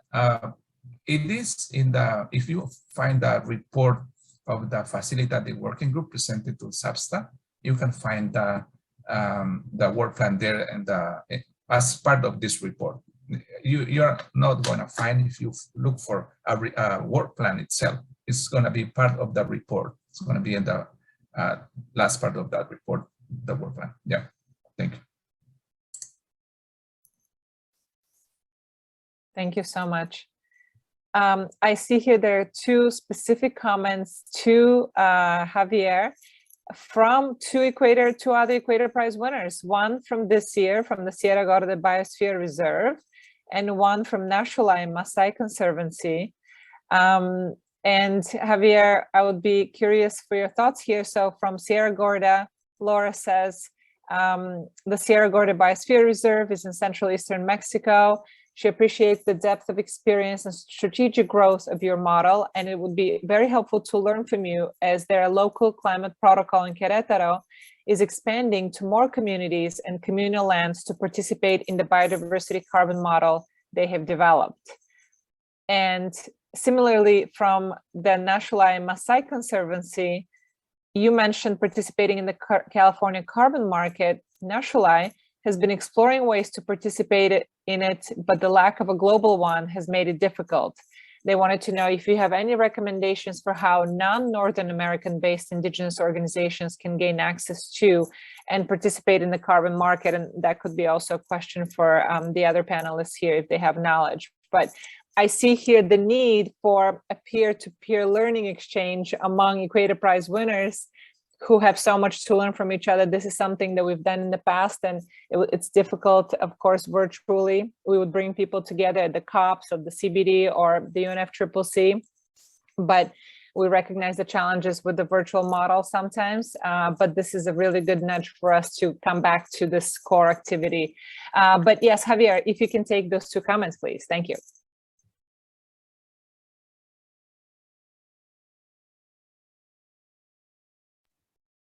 Yes, I'm sorry about that. I had to step away for a quick minute. Those two comments were? So there are two comments from two Equator Prize winners. One is from Mexico, from the Sierra Gorda Biosphere Reserve. They're very interested. They appreciate the depth of your experience and the strategic growth of your model, and they would find it very helpful to learn from you as their local climate protocol in the state of Querétaro is expanding to more communities and communal lands to participate in the biodiversity carbon model that they have developed. And from Nashualai, from the Maasai Conservancy, who I believe were at the same time that you were winners as well, They are Yes. interested in, they wanted to know how a non-US based Native American group can access global carbon markets. Yeah, well, you know, again, we act locally, but we also dream globally. And so one of the things is the cap and trade program here in California, you know, and that's the valued partnerships, and it's really the time. So, you know, a lot of times there may be differences of perspectives of sovereignty, of tribal self-determination and nationhood and nation building. And so what I would recommend is, one is, you know, look at the various market-based approaches. For us, the carbon and cap and trade program works for us. We understand the diverse perspectives on market-based approaches, but again, you don't have to limit yourself to that. For us, we didn't have a revenue source to purchase that 1.5 million acres. And again, if there's an opportunity for governments, for industry to give that land back, that's preferable, right? Because once those lands are indigenous hands, I think it's scientifically proven that the management of those will be beneficial. Secondly, for us, encouraging the technical expertise, economists, attorneys, biologists. I believe we're the second largest employment of biologists other than the state of California, which is again the 5th largest economy in the world. So, you know, as an economist myself and as an attorney, you take on that training. And I think the economic and academic model can be reversed as well, as providing honorary doctorates to traditional knowledge holders as well from these prestigious universities. I think anybody that's gone through the academic process, and I think that's what we're looking at. What are the skill sets? What is a financial analysis go into?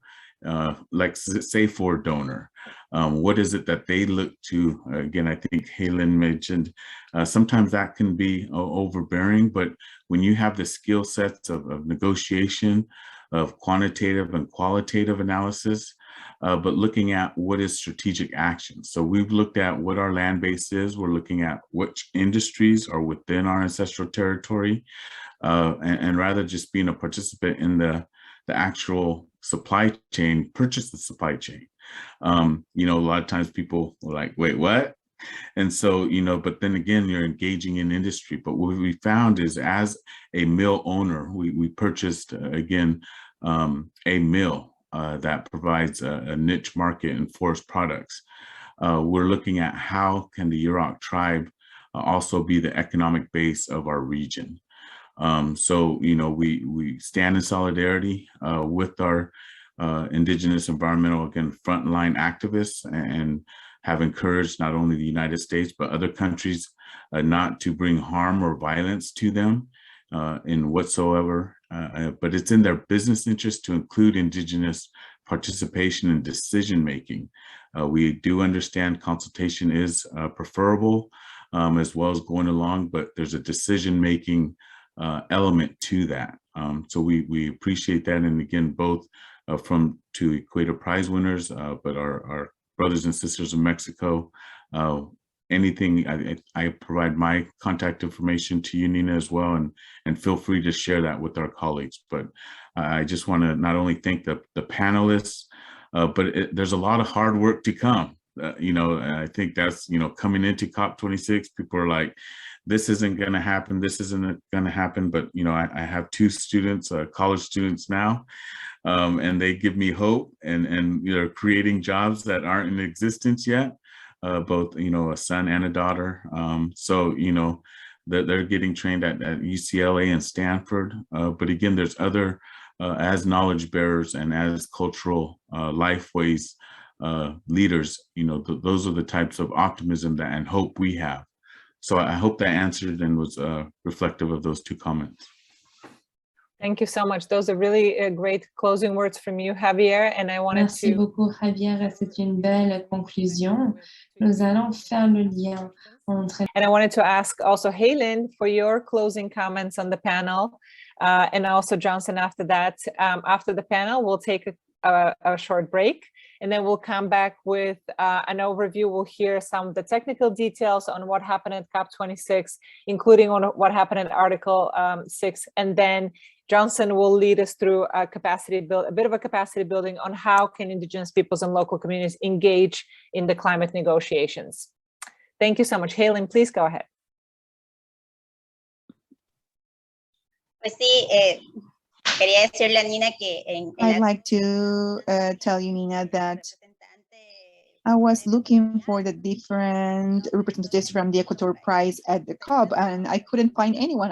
I'm sure that they were there, but I wasn't able to meet anyone. But well, on the other hand, well, I wanted to thank everyone actually for giving us this space. And in our experience, we were able to raise our voice and share experience with other countries through the different workshops and meetings as well. We have been able to exchange our experience from our peoples. So thank you very much. And that's it. Thank you. Thank you, Heylin. Thank you so much.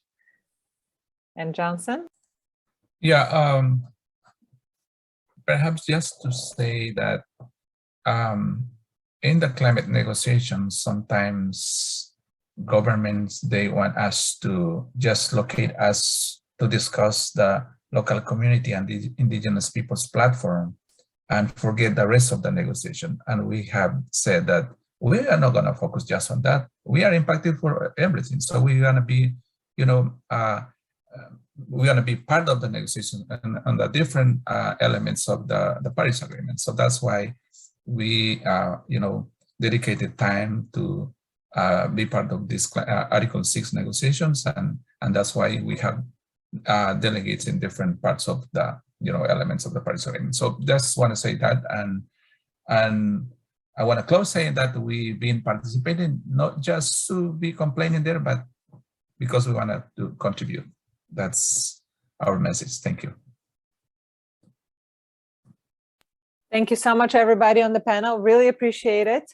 Let's take a 10-minute break, and then we'll come back. We'll hear from Kimberly Todd. Kimberly Todd is the technical specialist here at UNDP on the climate negotiations and specifically on Article 6. So she'll walk us through the outcomes of COP26. She'll focus more deeply into Article 6. We'll have a Q&A with her, and then Johnson will share his experience and guidance on how Indigenous peoples and local communities can participate in climate negotiations at the global level and possibly at the national level as well. I know he has experience in both. So we'll see you again in 10 minutes. We'll put a timer on the screen, and I look forward to seeing you back here again. Thank you.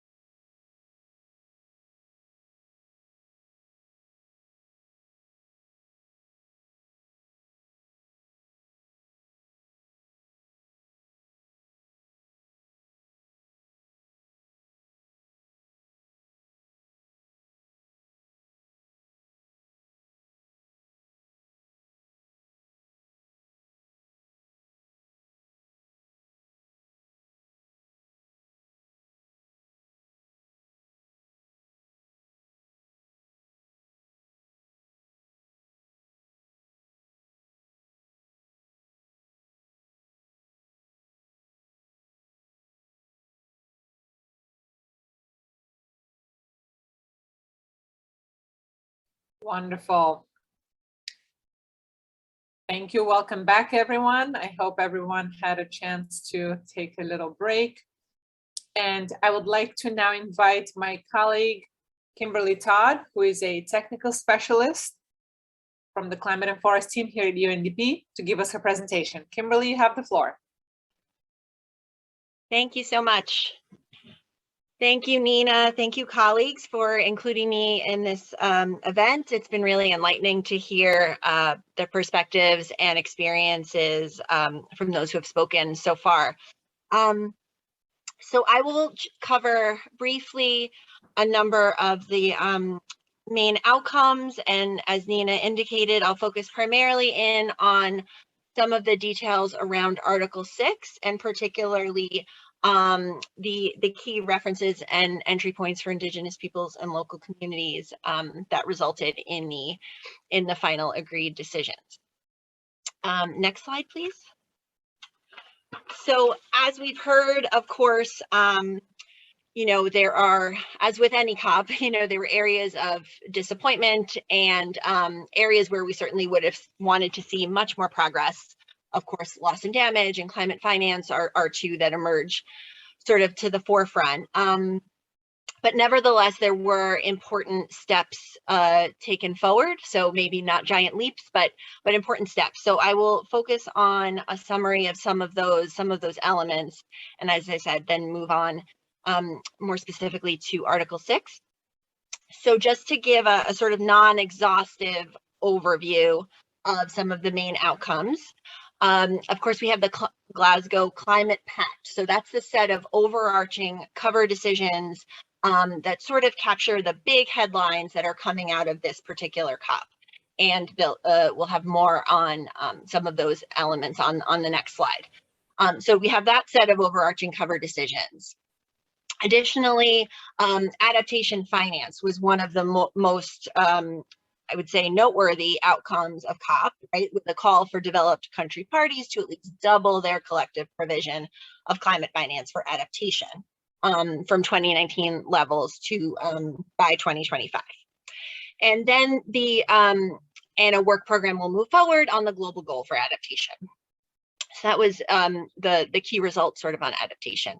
Then we have what folks have been waiting for a long time, the completion of the main elements of the Paris Rulebook. So a number of these elements have already been put into place. But the Paris Rulebook overall is that set of rules and guidance, procedures that will allow us as a global community to actually implement the Paris Agreement, right? And Article 6, the guidance and the rules and the modalities and procedures for international carbon market approaches, as well as non-market approaches, had been one of the main gaps, but it wasn't the only gap. So Article 6, as well as the final elements of the rules around transparency, which is focused on the reporting on national greenhouse gas inventory data, as well as tracking progress on countries' nationally determined contributions, or NDCs. And finally, the common timeframes for those nationally determined contributions. These were the outstanding elements of this rulebook, and now have all been agreed. So we can consider that the real main sort of success or outcome of Glasgow in this completion of the rulebook. There is ongoing work to flesh out a few more of the key details on these issues, and we'll come back to that as well. But as far as the bulk of the rules and the procedures and so on to really get this going, to get it implemented, these are in place now. And then next we have the COP decision on the local communities and Indigenous peoples platform, which has already been covered by several speakers. That was another good result. And then finally, alongside the formal negotiations, as has also been indicated already, we saw a whole series of initiatives and financial pledges announced by countries, by private sector, and so on. So I indicate only two of those here, the Glasgow Leaders Declaration on Forest and Land Use, and the Global Forest Finance Pledge, which is seen as the finance to sort of accompany the implementation of that declaration, but a whole slew of others, which I think another that had been mentioned was a collective pledge of the 1.7 billion directly to help Indigenous and local communities protect biodiverse tropical forests. So that was another key example. But there were a number there. And of course, as has been cautioned, the caveat is now let's see how these pledges, right, are implemented. Make sure these are not empty pledges and that they actually go forward and that there's accountability there. And there's a lot of thinking and discussion over how to ensure that. Next slide, please. So coming back to the Glasgow Climate Pact, so some of the key elements in those overarching cover decisions. So we had a real recognition of the critical importance of science. And, you know, this was a key objective of really keeping the 1.5 degrees Celsius within reach, and looking to science, looking to the IPCC results, reporting to be that basis for why we need accelerated climate action, right? So alongside that, on accelerating mitigation, parties were requested to revisit and strengthen their nationally determined contributions, or their NDC mitigation targets, by the end of this year. And then there's a high-level ministerial process that this decision pack has put into place where countries will come together at a more frequent basis to advance those discussions around enhanced mitigation ambition. We then have the increase in the adaptation finance mentioned already. The critical role of nature in the Paris Agreement goals is recognized in the cover decision, as has been mentioned previously. So of course, this is not the first time that nature is being recognized for its critical role in the Paris Agreement. It is captured in Article 5, as others have mentioned earlier in today's event. But this is really, nevertheless, this is a really useful signal to further enhance, focus in on the importance of nature, right, in meeting our global goals. Finally, there are several explicit references throughout the cover decision, and I think that goes to the efforts of many on the call, I think both at COP and around COP, on making sure there was a recognition of the important role of stakeholders, including Indigenous peoples and local communities. Of course, again, I'm sure, you know, we could have had stronger, but you definitely saw, if you were tracking both the evolution of the cover decisions as well as the evolution of the Article 6 negotiating text, these references really did improve and get stronger over the course of the negotiations. This recognition includes urging parties to actively involve Indigenous peoples and local communities in designing and implementing climate action, as well as specific references to human rights and gender equality. Next slide, please. So now to go to Article 6. So again, this was the biggest unfinished component of the Paris rulebook. So just to recall the main objective of this article of the Paris Agreement, as well as the three main elements or components of Article 6. So the main objective of this article, it recognizes that some countries are going to choose to pursue voluntary cooperation in the implementation of their NDCs to both allow for higher ambition, but also to promote sustainable development as well as environmental integrity, right? And we'll come back to those concepts, right? How do we ensure Article 6 maintains high ambition, environmental integrity, and promote sustainable development? All three key features. So Article 6.2 is more of what we would call the decentralized option, where countries are coming together in a partnership, say in a bilateral sort of arrangement, and there's a transfer of a mitigation outcome. So there's a host country where that mitigation is generated, and then a unit, essentially that outcome is transferred so that it counts towards another country's NDC. And that was waiting on this central guidance to come out from the UNFCCC on how these cooperative approaches involving such transfers of mitigation outcomes, how these should operate. And then you have the more centralized option, which is the Article 6.4 mechanism. So this is centralized, it's governed within the framework of the UNFCCC, with a central authority supervising the mechanism, which we now know with the final decision will be known as this supervisory body, and we'll come back to that, and with the goals of not only mitigating greenhouse gases, but again, with that important role of supporting sustainable development. And then finally, Article 6.8 is a framework for non-market approaches. And this was really key, particularly for those parties where there were concerns about market approaches, concerns about flaws in market mechanisms in the past, really ensuring there's a framework for non-market approaches and that the final package of Article 6 would be well balanced. So both market as well as non-market approaches. Next slide, please. So to jump right into the really difficult issues. So again, Article 6 had evaded agreement and resolution for several COPs. And there were several of the most sort of difficult political issues that were holding back agreement on this. So just to cover a few of those here, and to explain how in the end they were resolved. So the first has to do with adaptation. And so this is how would adaptation resources flow from the Article 6 mechanisms. So it had already been determined that the Article 6.4 mechanism would have a share of proceeds for the adaptation fund. The question was more, how would we ensure Article 6.2 cooperative approaches, which again are those more decentralized sort of bilateral partnerships between countries, how could those approaches also contribute potentially towards adaptation? So in the end, because it's the more decentralized approach, there aren't requirements on this in Article 6.2 as there are with 6.4, but there's strong encouragement to allocate funds toward adaptation, whether it be the adaptation fund or other streams of support, to go towards adaptation. And then under 6.4, it's more specific, and that a 5% of the emission reduction units being transferred, there's a levy placed on that for the adaptation fund.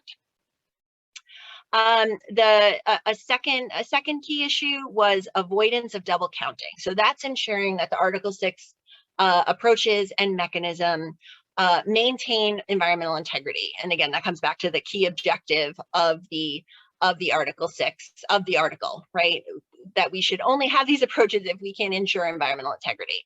And the way the main sort of tool in which to avoid double counting, in other words, that emission reductions or removals are not counted towards more than one country's NDC, these are adjusted. But there were a lot of technical details to work out in terms of where and when these corresponding adjustments apply. And the basic rules for those were agreed in this decision pack, with a few more details to be elaborated in the work going forward this year.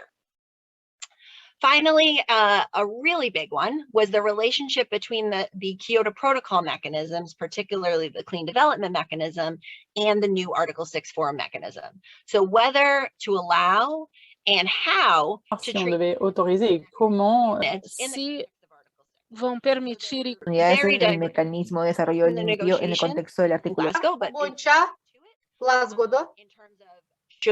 Should there be, desde el año 2013, should there be no carryover of these units at all? And in the end, the resolution was a compromise in between these two, and that there are some units that are allowed to transfer over, but only eligible going back to 2013, and only for the first NDCs. So there are limitations or bounds placed on that. And again, that issue comes back to concerns around environmental integrity as well, because these are pre-2020 units coming into a post-2020 framework. And then rules established for transition of existing projects under the CDM.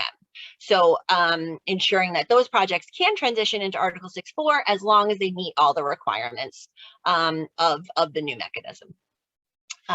Next slide, please. Great. So just to point to a few of those specific references. конкретный бір ссылкалар жана бұл жерде and in both articles there is that preambular language, but as was mentioned earlier, there was a strong call, a strong push to make that stronger, make sure there were some references right in the operative or the active text in these decisions. So in Article 6.2, what this resulted in was ensuring that parties will comprehensively report on how any cooperative approach they engage with will respect, promote, and consider. And then you see the exact text there, right? Referring to respective obligations on human rights, the right to health, the rights of Indigenous people and local communities, and so on. So in Article 6.2, this reporting is really key. And we'll come back to that because some of the details on the reporting are still to be negotiated. So that's sort of an entry point, in terms of level of detail and format of this kind of reporting. Article 6.4 has several specific references as well. So it refers to the requirement, and you see it's a shall. So that's sort of the strongest language. Shall undergo local and where appropriate subnational stakeholder consultation consistent with domestic arrangements and so on. Okay, so you have the консультациялар locales donde esté apropiado. O organismo supervisor, que é essencial, que irá desenvolver várias das Le CIS sera mis en œuvre. Opportunities to engage specifically with the local communities and Indigenous peoples platform, as well as its facilitative work. So this is an explicit reference entry point to engage directly with how Article 6.4 is further developed. And particularly key is that one of the key elements that is in the hands of this supervisory body is to establish requirements and processes for the application of robust social and environmental safeguards. So what are those safeguards? How will they be applied? That is all still to be determined by the supervisory body. So it's very important to make use of those opportunities, right? To engage both through the platform as well as potentially other entry points on this supervisory body process.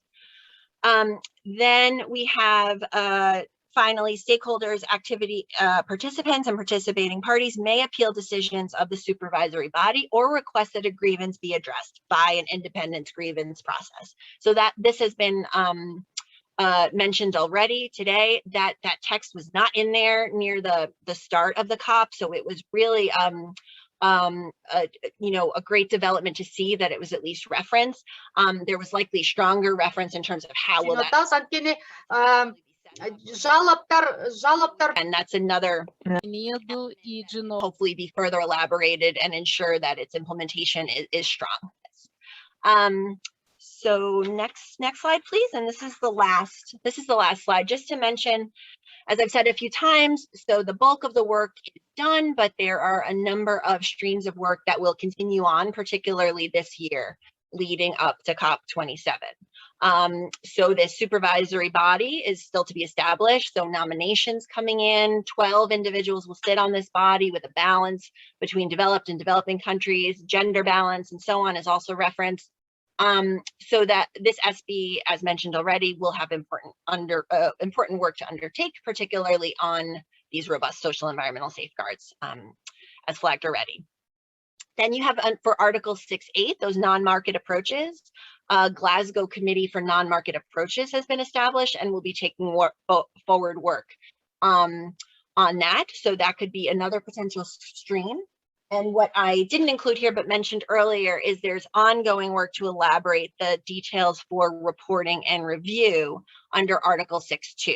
So that's another specific ongoing stream of work. So these could all be, potential entry points to think about in terms of further, engagement in the negotiations on this specific critical topic, Article 6. And, again, ensuring that the operationalization of this La operación de todo este artículo pueda mantener esos principios y objetivos, esas ambiciones, la integridad alimentar y contribuir al desarrollo sostenible. Y creo que eso es todo lo que tenemos. Entonces, gracias a todos y poder responder cualquier pregunta. Gracias. Absolutely. Thank you so much, Kimberly. Muchas gracias, Kimberly. Esto ha sido muy útil. Creo que los participantes pueden ver que necesitamos desarrollo de capacidades para poder entender.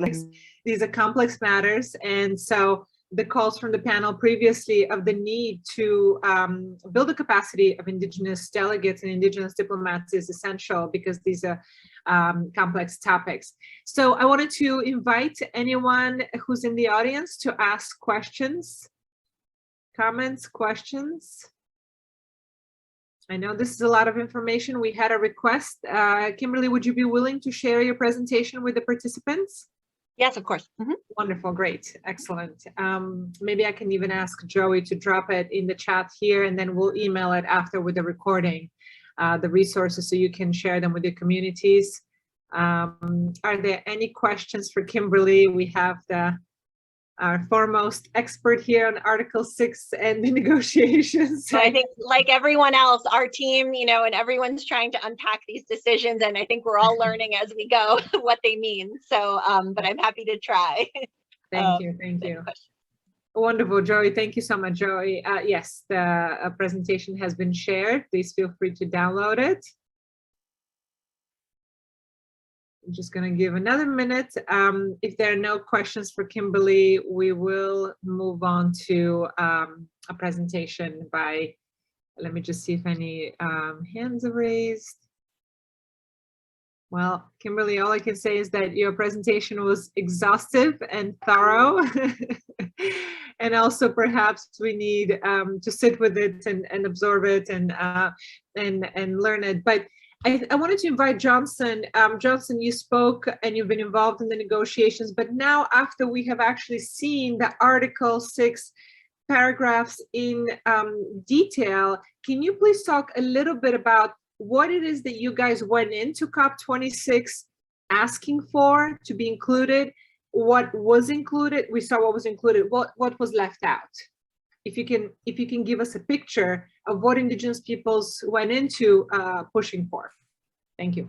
Well, for COP26, what we wanted to see was the recognition of rights of Indigenous peoples in the text. Just to give you a brief background on this is that Kısaca, kısa bir o fikirleri bildirelim olsak, bu bizde atayın Klimatik kontekste bu klimatik kontekst türünde bu narsa жасалып келген экен. Бүгүнгө чейин жана бу адам укуктарын колдоо керек деп айтылган болчу. Жана бул адам укуктары түрк калктары үчүн абдан керектүү деп да айтабыз. Бул биз абдан we had a lot of Porque nosotros teníamos Indigenous Caucus, a lot of oppositions to Au sein de Article 6. notre caucus autochtone, il y avait beaucoup de gens qui étaient And then we have positions like against that we should take a position against the Article 6, and that was the first reaction in the caucus. But we said that, you know, in this negotiation things are going to move forward, and if we are just rejecting that and not working on inserting the language on our rights, perhaps they're going to approve that without, you know, any safeguards for Indigenous peoples. So that's why we wanted to make sure that the rights of Indigenous peoples were inserted in that text.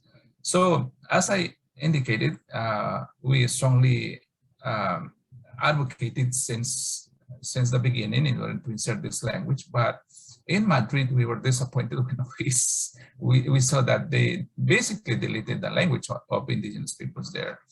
And that was a surprise. And then based on that, we started, you know, having engagement and lobbying the government-friendly, Indigenous-friendly governments in order to help us to insert the language. And the expectation was to see that, you know, basically human rights and Indigenous people's rights in the text. We were not expecting to have more than that. Let's say, to be honest, we wanted to see that in the text, but obviously we wanted also to see in the operative part, you know, some references, but we were not expecting to have that because of the position of the governments in the past. So we were saying that, okay, just let's you know, target to the rights of Indigenous peoples in the text, at least in the preambular part, you know, to start off. But what we have seen as Kimberly also presented, that we see some kind of engagement in the whole operative part, which is important. It's not what it's not the best thing, but we are in the part of the reporting process. That is a curiosity that I have. For instance, in the Article 6.2, we see that like in the reporting, initial report and the regular reporting, they are going to include or take into account the rights of indigenous peoples. And then if you read the regulation of for the NDCs, it says that when countries, when reporting on mitigation, they should include indigenous peoples. I don't know, to prepare the report, but nothing in the process, just to make the report. And that's something that caught my attention. But in NDC for adaptation, it says the entire cycle, right? The planning, the implementation, and the reporting, which is really great for mitigation in terms of NDC. But for for adaptation, but for mitigation, it's just part of the reporting. So that's a curiosity that I have with the 6.2. And then 6.4 in the design sounds interesting, but as I indicated, the FPIC is one of the key issues for us in there, that we will be still advocating for that. And in terms of consultation, from the beginning, we said that the free, prior, and informed consent is one of the elements that we would like to see. Because this is, as we were talking, that this is about carbon trading, and we would like to see at least this as a part of the safeguard, to guarantee that we are at least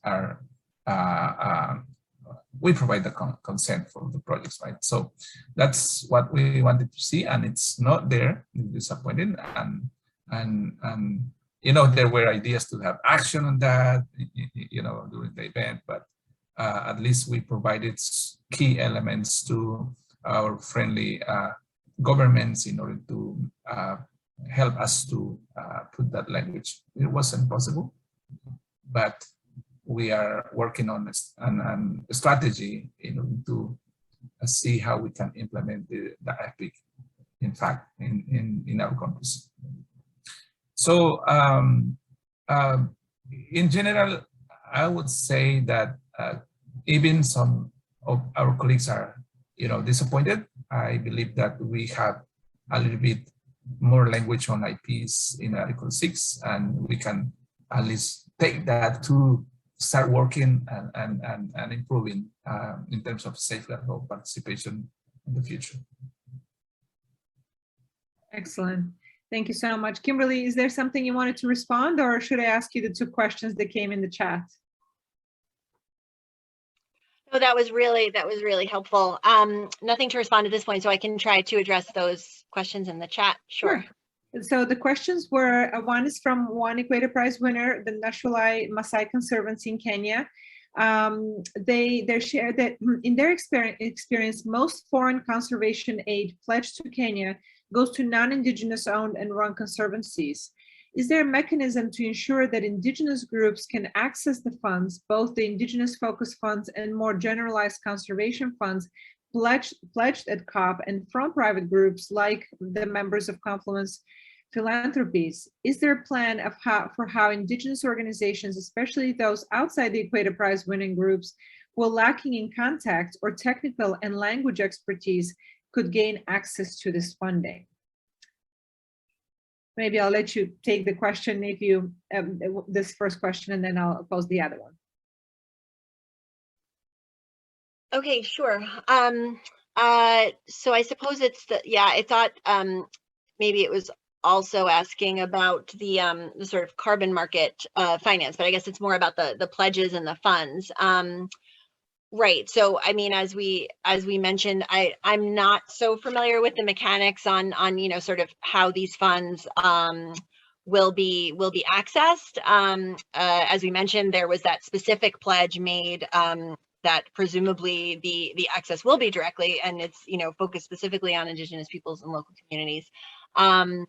yeah, there may be other colleagues on the line who might actually know more about these finance questions. What I was going to say on the carbon market side, there are benefit sharing provisions and a lot of the key market standards that will likely be used for these sorts of approaches under Article 6. You know, that will be a key way to ensure the funding, at least for those approaches that are flowing from the market-based approaches, will hopefully, you know, make it to the various levels and various groups. I also wanted to mention that under Article 6.4, there's a provision where the host party can authorize other entities to participate directly in the 6.4 mechanism. So that's another way to sort of access the mechanism potentially. But again, that's market focused and not so much on those finance pledges. Wonderful, thank you. And I'll just add here from some of the exploratory conversations we've had about how the 1.7 billion that was committed for Indigenous peoples and land tenure is going to be spent. There's calls from Indigenous peoples to make sure that the funding, that those mechanisms are co-designed with Indigenous peoples and that the funding goes directly to Indigenous peoples organizations rather than intermediaries. And I know that there are some initiatives like the Mesoamerican Fund that the Alianza Mesoamericana de Pueblos y Bosques has set up. There's also the People's Forest Partnership. So there's initiatives that are popping up that have been in motion. They're not just appearing today. They've been in process. But really the goal here is to make sure that the funds, as much as possible, reach Indigenous peoples directly. I'll ask you this last question, and then we're going to spend another 10 minutes hearing on how to get involved in the climate negotiations more specifically. So this question comes from Laura Perez Arce. She's with the Sierra Gorda winners. They're in the Sierra Gorda Biosphere in Mexico. They're also endorsers of the New York Declaration on Forests. So we welcome you. Really supporting both of those initiatives and having incredible examples. They wanted to know if you can tell us more about the non-market strategies. They're interested in how to legitimize the subnational initiatives that are too small to interest global sponsors and markets, but a sufficient incentive to shift management of high biodiversity areas towards regeneration. Great question. Just to say first that the non-market approaches are meant to be quite flexible, and certainly, you know, any approach that is not a market-based mechanism can be considered a non-market-based. But to give it a little more structure, there were these focus areas indicated in the decision on non-market approaches. So the three focus areas that were indicated are adaptation, resilience, and sustainability. Mitigation measures to address climate change and contribute to sustainable development. So of course that's quite broad.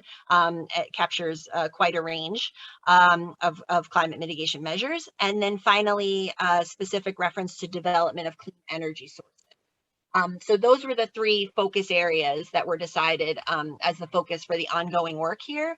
And there really will be opportunities to submit ideas. This non-market approaches the committee, there's going to be a web-based platform where submissions and ideas can be promoted. So that's certainly another entry point to sort of socialize some of these strategies, some of these initiatives, and hopefully sort of get them picked up in that process.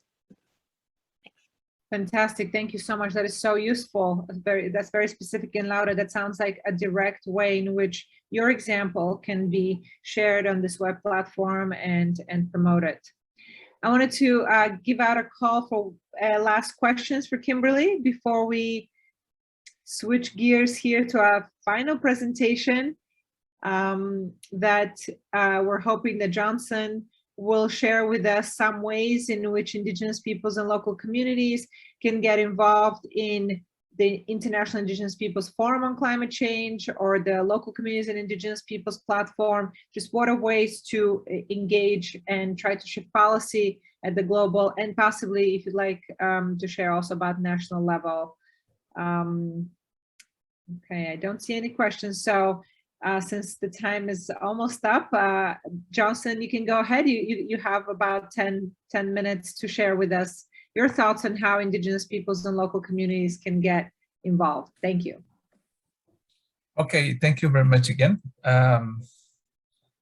First of all, the Indigenous Peoples Forum on Climate Change is an open space for every Indigenous person who arrives to climate negotiations. So it's not for a specific networks or a specific organization, it's for everybody. So as long as you self-identify as Indigenous person, you can participate in the caucus, identify yourself, and then be part of the planning process. So it is something that we usually organize just days before the negotiations, usually like 3 days before. We organize usually for 3 days, you know, Friday, Saturday, and Sunday.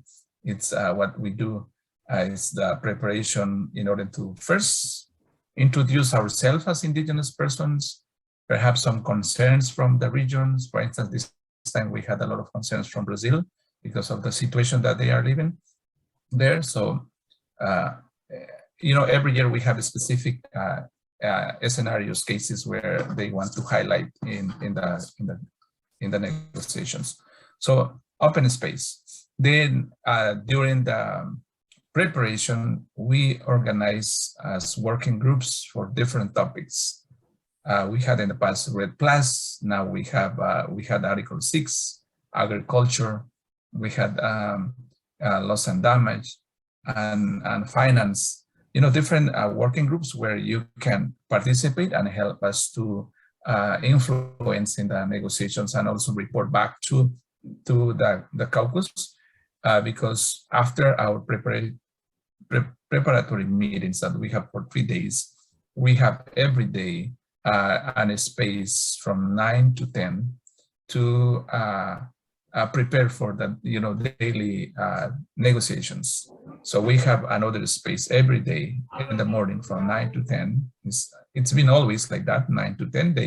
The Secretariat provide us a space, a room where we can meet and have deliberations there in order to prepare the day. So that happens for the 2 weeks. And so, as I said, it's important to be part of that. And I've seen this time new members come in and engage in really strongly to support the work. And sometimes we have colleagues just going to receive feedback of what as Indigenous we are doing and how they can support in all their activities they are already engaged. For instance, we have colleagues with their agenda in meetings out of the venue, but they used to come to get some information and perhaps unite ideas that we have as Indigenous people, and then try to influence or deliver the message in the spaces that they have according to their agenda. So everybody is welcome to be part of the caucus. Every year we organize a listserv, and if you are interested, we can include you in the listserv in order you to receive the information that we are sharing during the year. Because during the year, usually we have 1 or 2 sessions to coordinate actions depending on the co-presidency, because they usually organize events. For instance, last year we had a climate week in Latin America, in the regions, Africa and Asia. And we co-organize with the presidency those climate weeks. Nous avons coordonné ces semanas climáticas, organizamos personas que puedan ser ponentes en esos eventos. Entonces, realmente es mejor ser parte de esta lista para poder recibir la información. During the year before the negotiations. So those are opportunities that we have. And in terms of funding to participate, that's the main question usually we have, where we can find, resources to participate. Usually we send to the voluntary fund that is, I think, a small funding that they have for, to apply and get funding to participate in UN-related events for Indigenous peoples. So that is an option. Then we have also opportunities from different networks providing funding, from different NGOs, let's say NGOs or institutions like UNDP. I think you also provide some support for colleagues that are working in activities with you. So we have different, opportunities as well to participate, to get funding and participate. And the other thing is local communities. As you know, we have this platform of Indigenous peoples, local communities, and Indigenous peoples. It's that way as how they have decided. But this time, local communities, they didn't nominate the representatives for the platform, for the facilitative working group, because we have a facilitative working group that is helping to implement the work plan of the platform itself.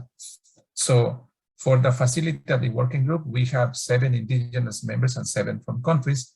And the first decision was to incorporate 3 local communities into this facilitative working group. They haven't nominated yet because I think registration or participation is being late, and as Indigenous peoples, we have said we are not going to influence, in order to make decisions, because they have to do that, local communities. So we are expecting them to organize themselves and get accreditation as local communities. There is a process that the Secretariat can, clarify on that.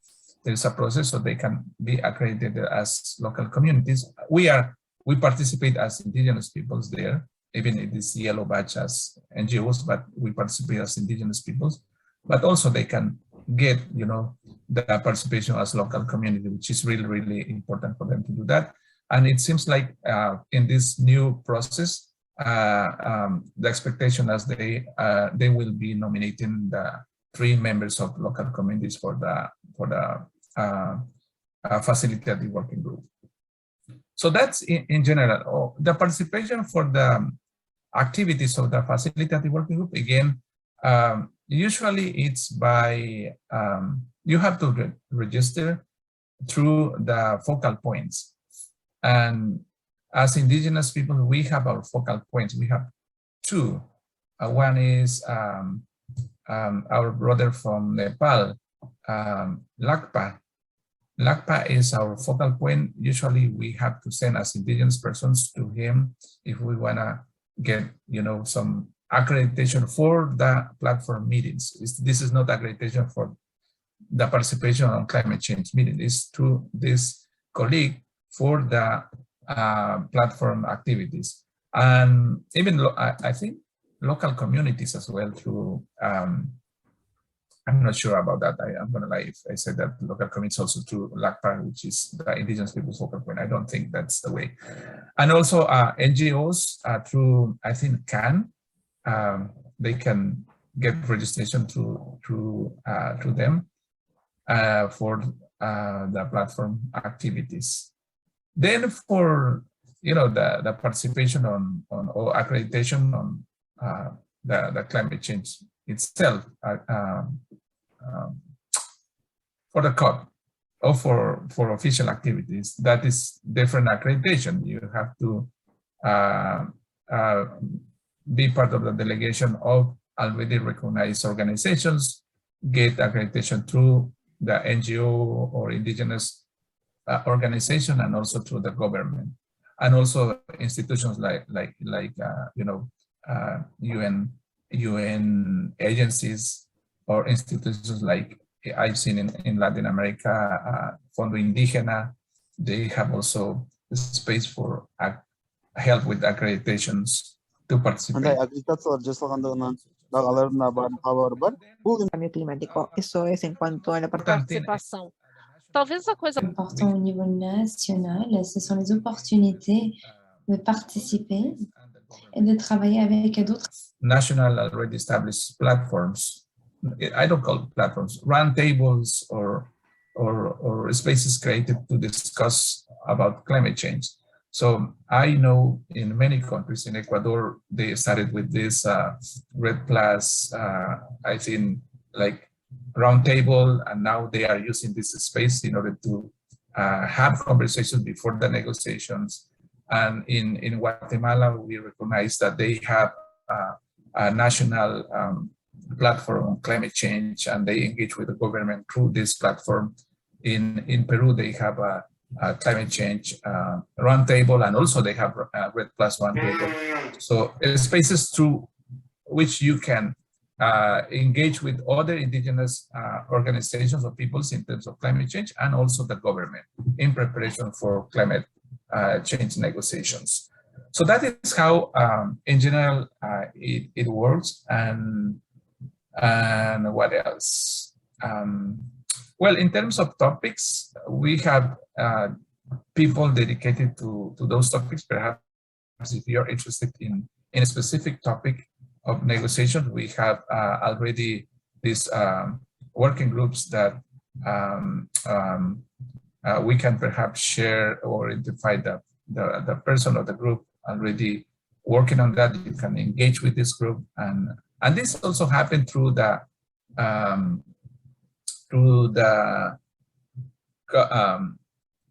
Indigenous Caucus co-chairs.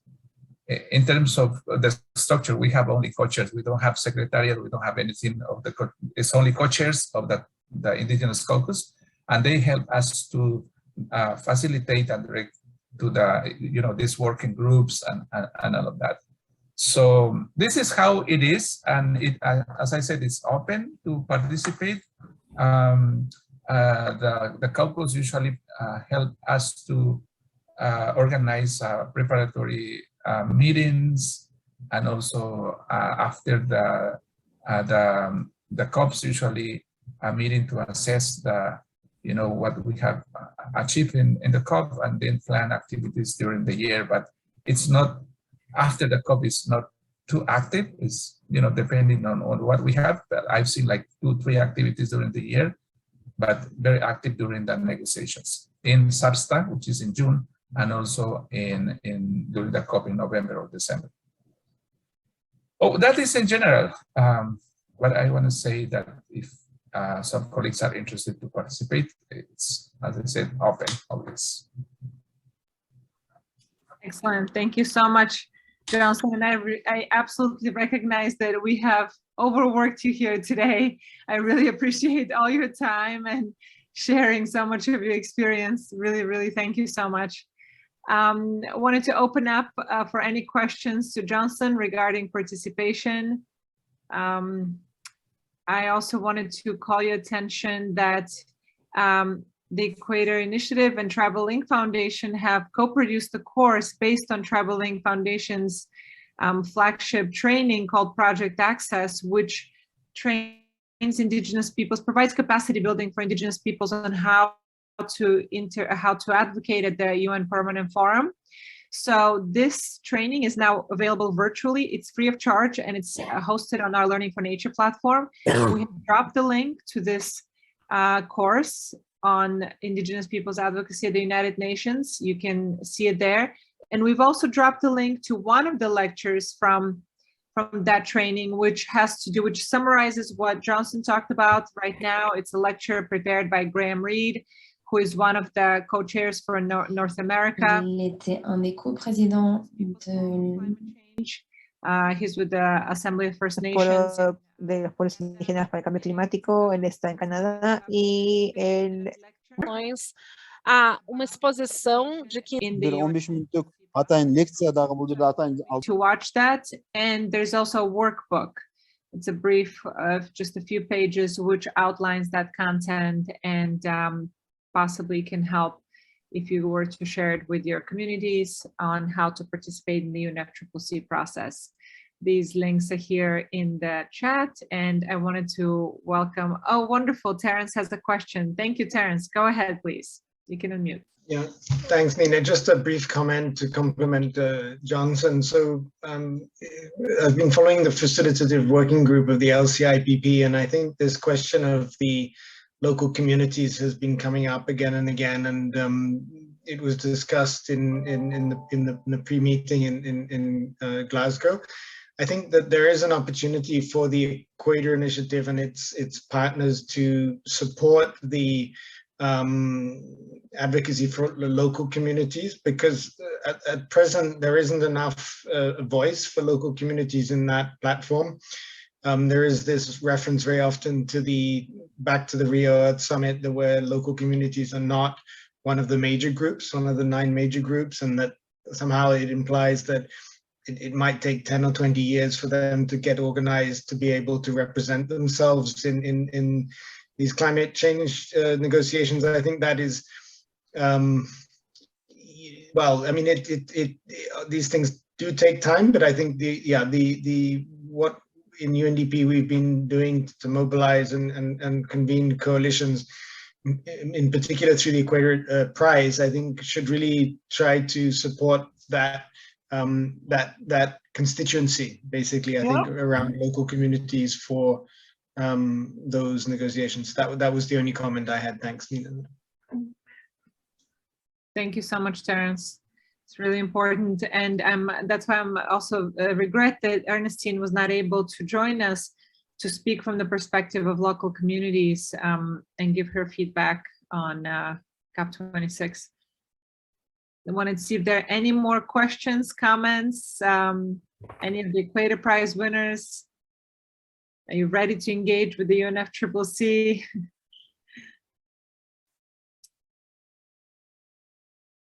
Okay, if there are no more questions, I wanted to just share my gratitude for all of you for being here. We are going to conclude the event, Voices of Truth, Voices of Hope, Indigenous Peoples and Local Communities report from COP26, and also the last session of the Equator Prize Community Dialogues for 2021. We hope that you found it useful and informative. I sure did. I was jotting down notes and have many ideas. Before finishing, I really wanted to thank each and every one of you on behalf of the UNDP team here for making these sessions possible, for actively participating throughout. And I wanted to thank each of the speakers for being here, for giving us your knowledge, your attention, your time, and responding to the questions. Thank you so much for being here. Heylin and Javier, Johnson and Kimaren, Kimberly. And finally, I wanted to also thank the interpreters for working really hard and making sure that the event is understood by all of our constituents here and available in 4 languages. Many thanks for your patience and professionalism. I want to thank my team as well for helping make sure that this event goes smoothly. It's been a pleasure to moderate this event. Thank you so much. We will share the recording once it's ready. We'll share it by email. And once again, I wanted to thank you for your attention, and thank you very much for all your comments. We look forward to seeing you at our next events. Thank you so much. Wish you a wonderful day.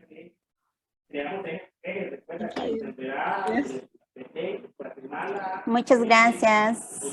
Muchas gracias, Heylin. Solo Thank you quería very decir much. cositas. I just wanted to say 2 things. Yeah, please. Thank you, everyone. Y quiero decir gracias a todos. I wanted to thank all donors because the funds actually help empower the territories and lands.